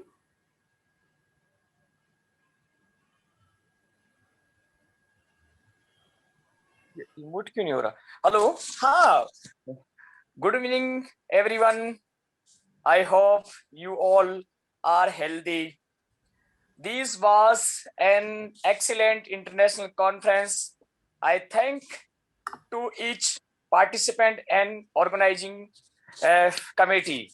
In this 2 days international conference, various contemporary security issues in global areas are addressed by the subject specialist to make us aware about the latest trends, the development and the challenges in this field. There were 13 panels which were based on different topics, and these topics are decided and briefly among us, and also these very approximately 150 papers are this presented in this conference.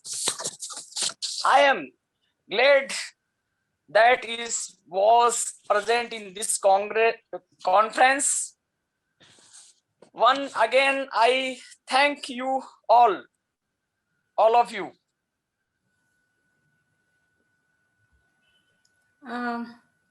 Thank you, sir. Thank you, ma'am. Just at last, for the remaining audience, I want to announce something to you, all of you. First of all, thanks for participation. Thanks for supporting us, because I know how hectic the schedules are. I tried to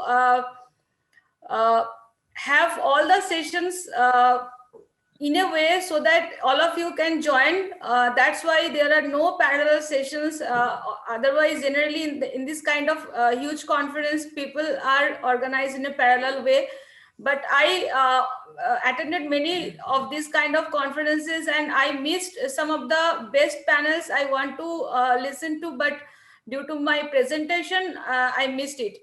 So that's why I kept it in a continuous way. And last day it was up to 1 a.m. Today also it should end at 8, but now is 8:36. Second thing, I want to thank especially Rita Kumari from JNU. I never met her before. I didn't knew her before, but I don't know how like I get her. I am really thankful to her, because all the time she was here to support me. For her only I can eat, I can like do my regular activities. Otherwise it was like really hectic, because last day it was from 9:30 to 1 a.m. Today it is from 8 to till now. So I'm thankful to Rita. I'm obviously thankful to Dr. Sitaram Chaudhary for supporting us, for continuous help wherever I need some guidance. He helped me. I'm thankful to Professor Sujit Datta. I'm thankful, obviously, I should mention the name of Professor Dan Plesch, because I want to just share with you all a little experience, personal experience, that one of the participants wrote directly to Dan Plesch that this kind of advertisement is we are getting in Facebook and all, that SOAS is associated with IIHSG. Is it true, or it is a fake conference? Because this kind of thing all over we can find. And Dan Plesch just directly forwarded this mail to me so that I can answer.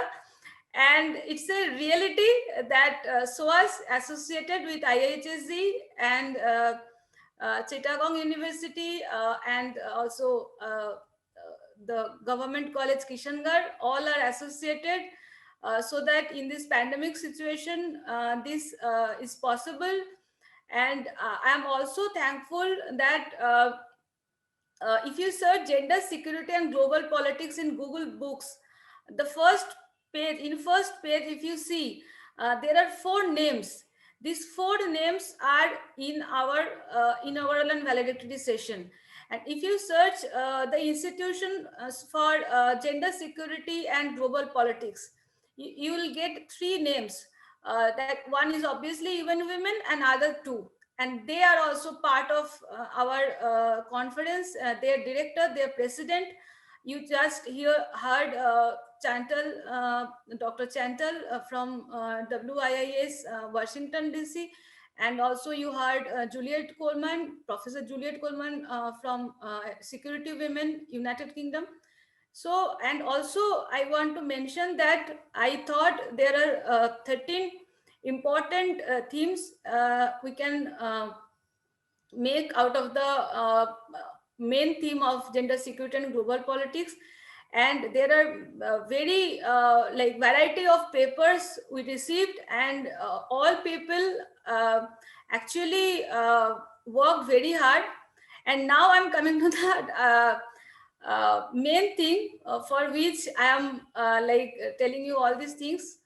I think two of the questions you are having in mind. One, we promised best paper award and graduate student paper prize. What is when and how we are going to announce it. And second is where and how you can get the videos. The first answer is that we gave the deadline 15th February for the best papers, both in the category of best paper award and graduate student paper prize. And we received only 6 papers, and we have 52 prizes.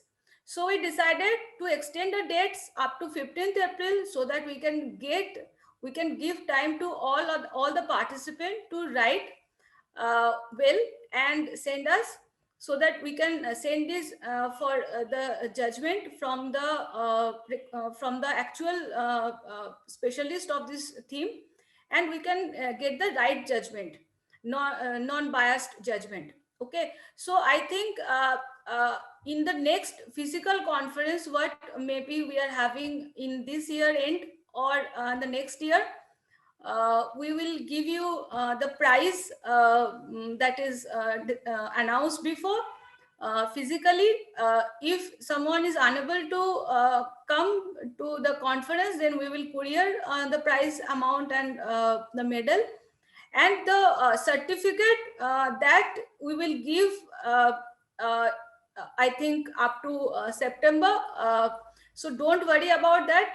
And the second thing is that we have some excellent papers after 10 p.m. yesterday, and also today in the morning session. I think many of us disappointed that only 30-40 audience are there, and they really worked hard to prepare the paper. So we have decided to have small videos out of these presentations, and we will broadcast it in the YouTube page of IIHSG. So take a look in the IIHSG YouTube page. We will broadcast one by one inaugural session, valedictory session, and obviously good papers of the themes, 13 themes. So that's it. With this note, that hope to meet you all in some physical conference again, when we will have really normal situation, not the new normal. So good night. Thank you all.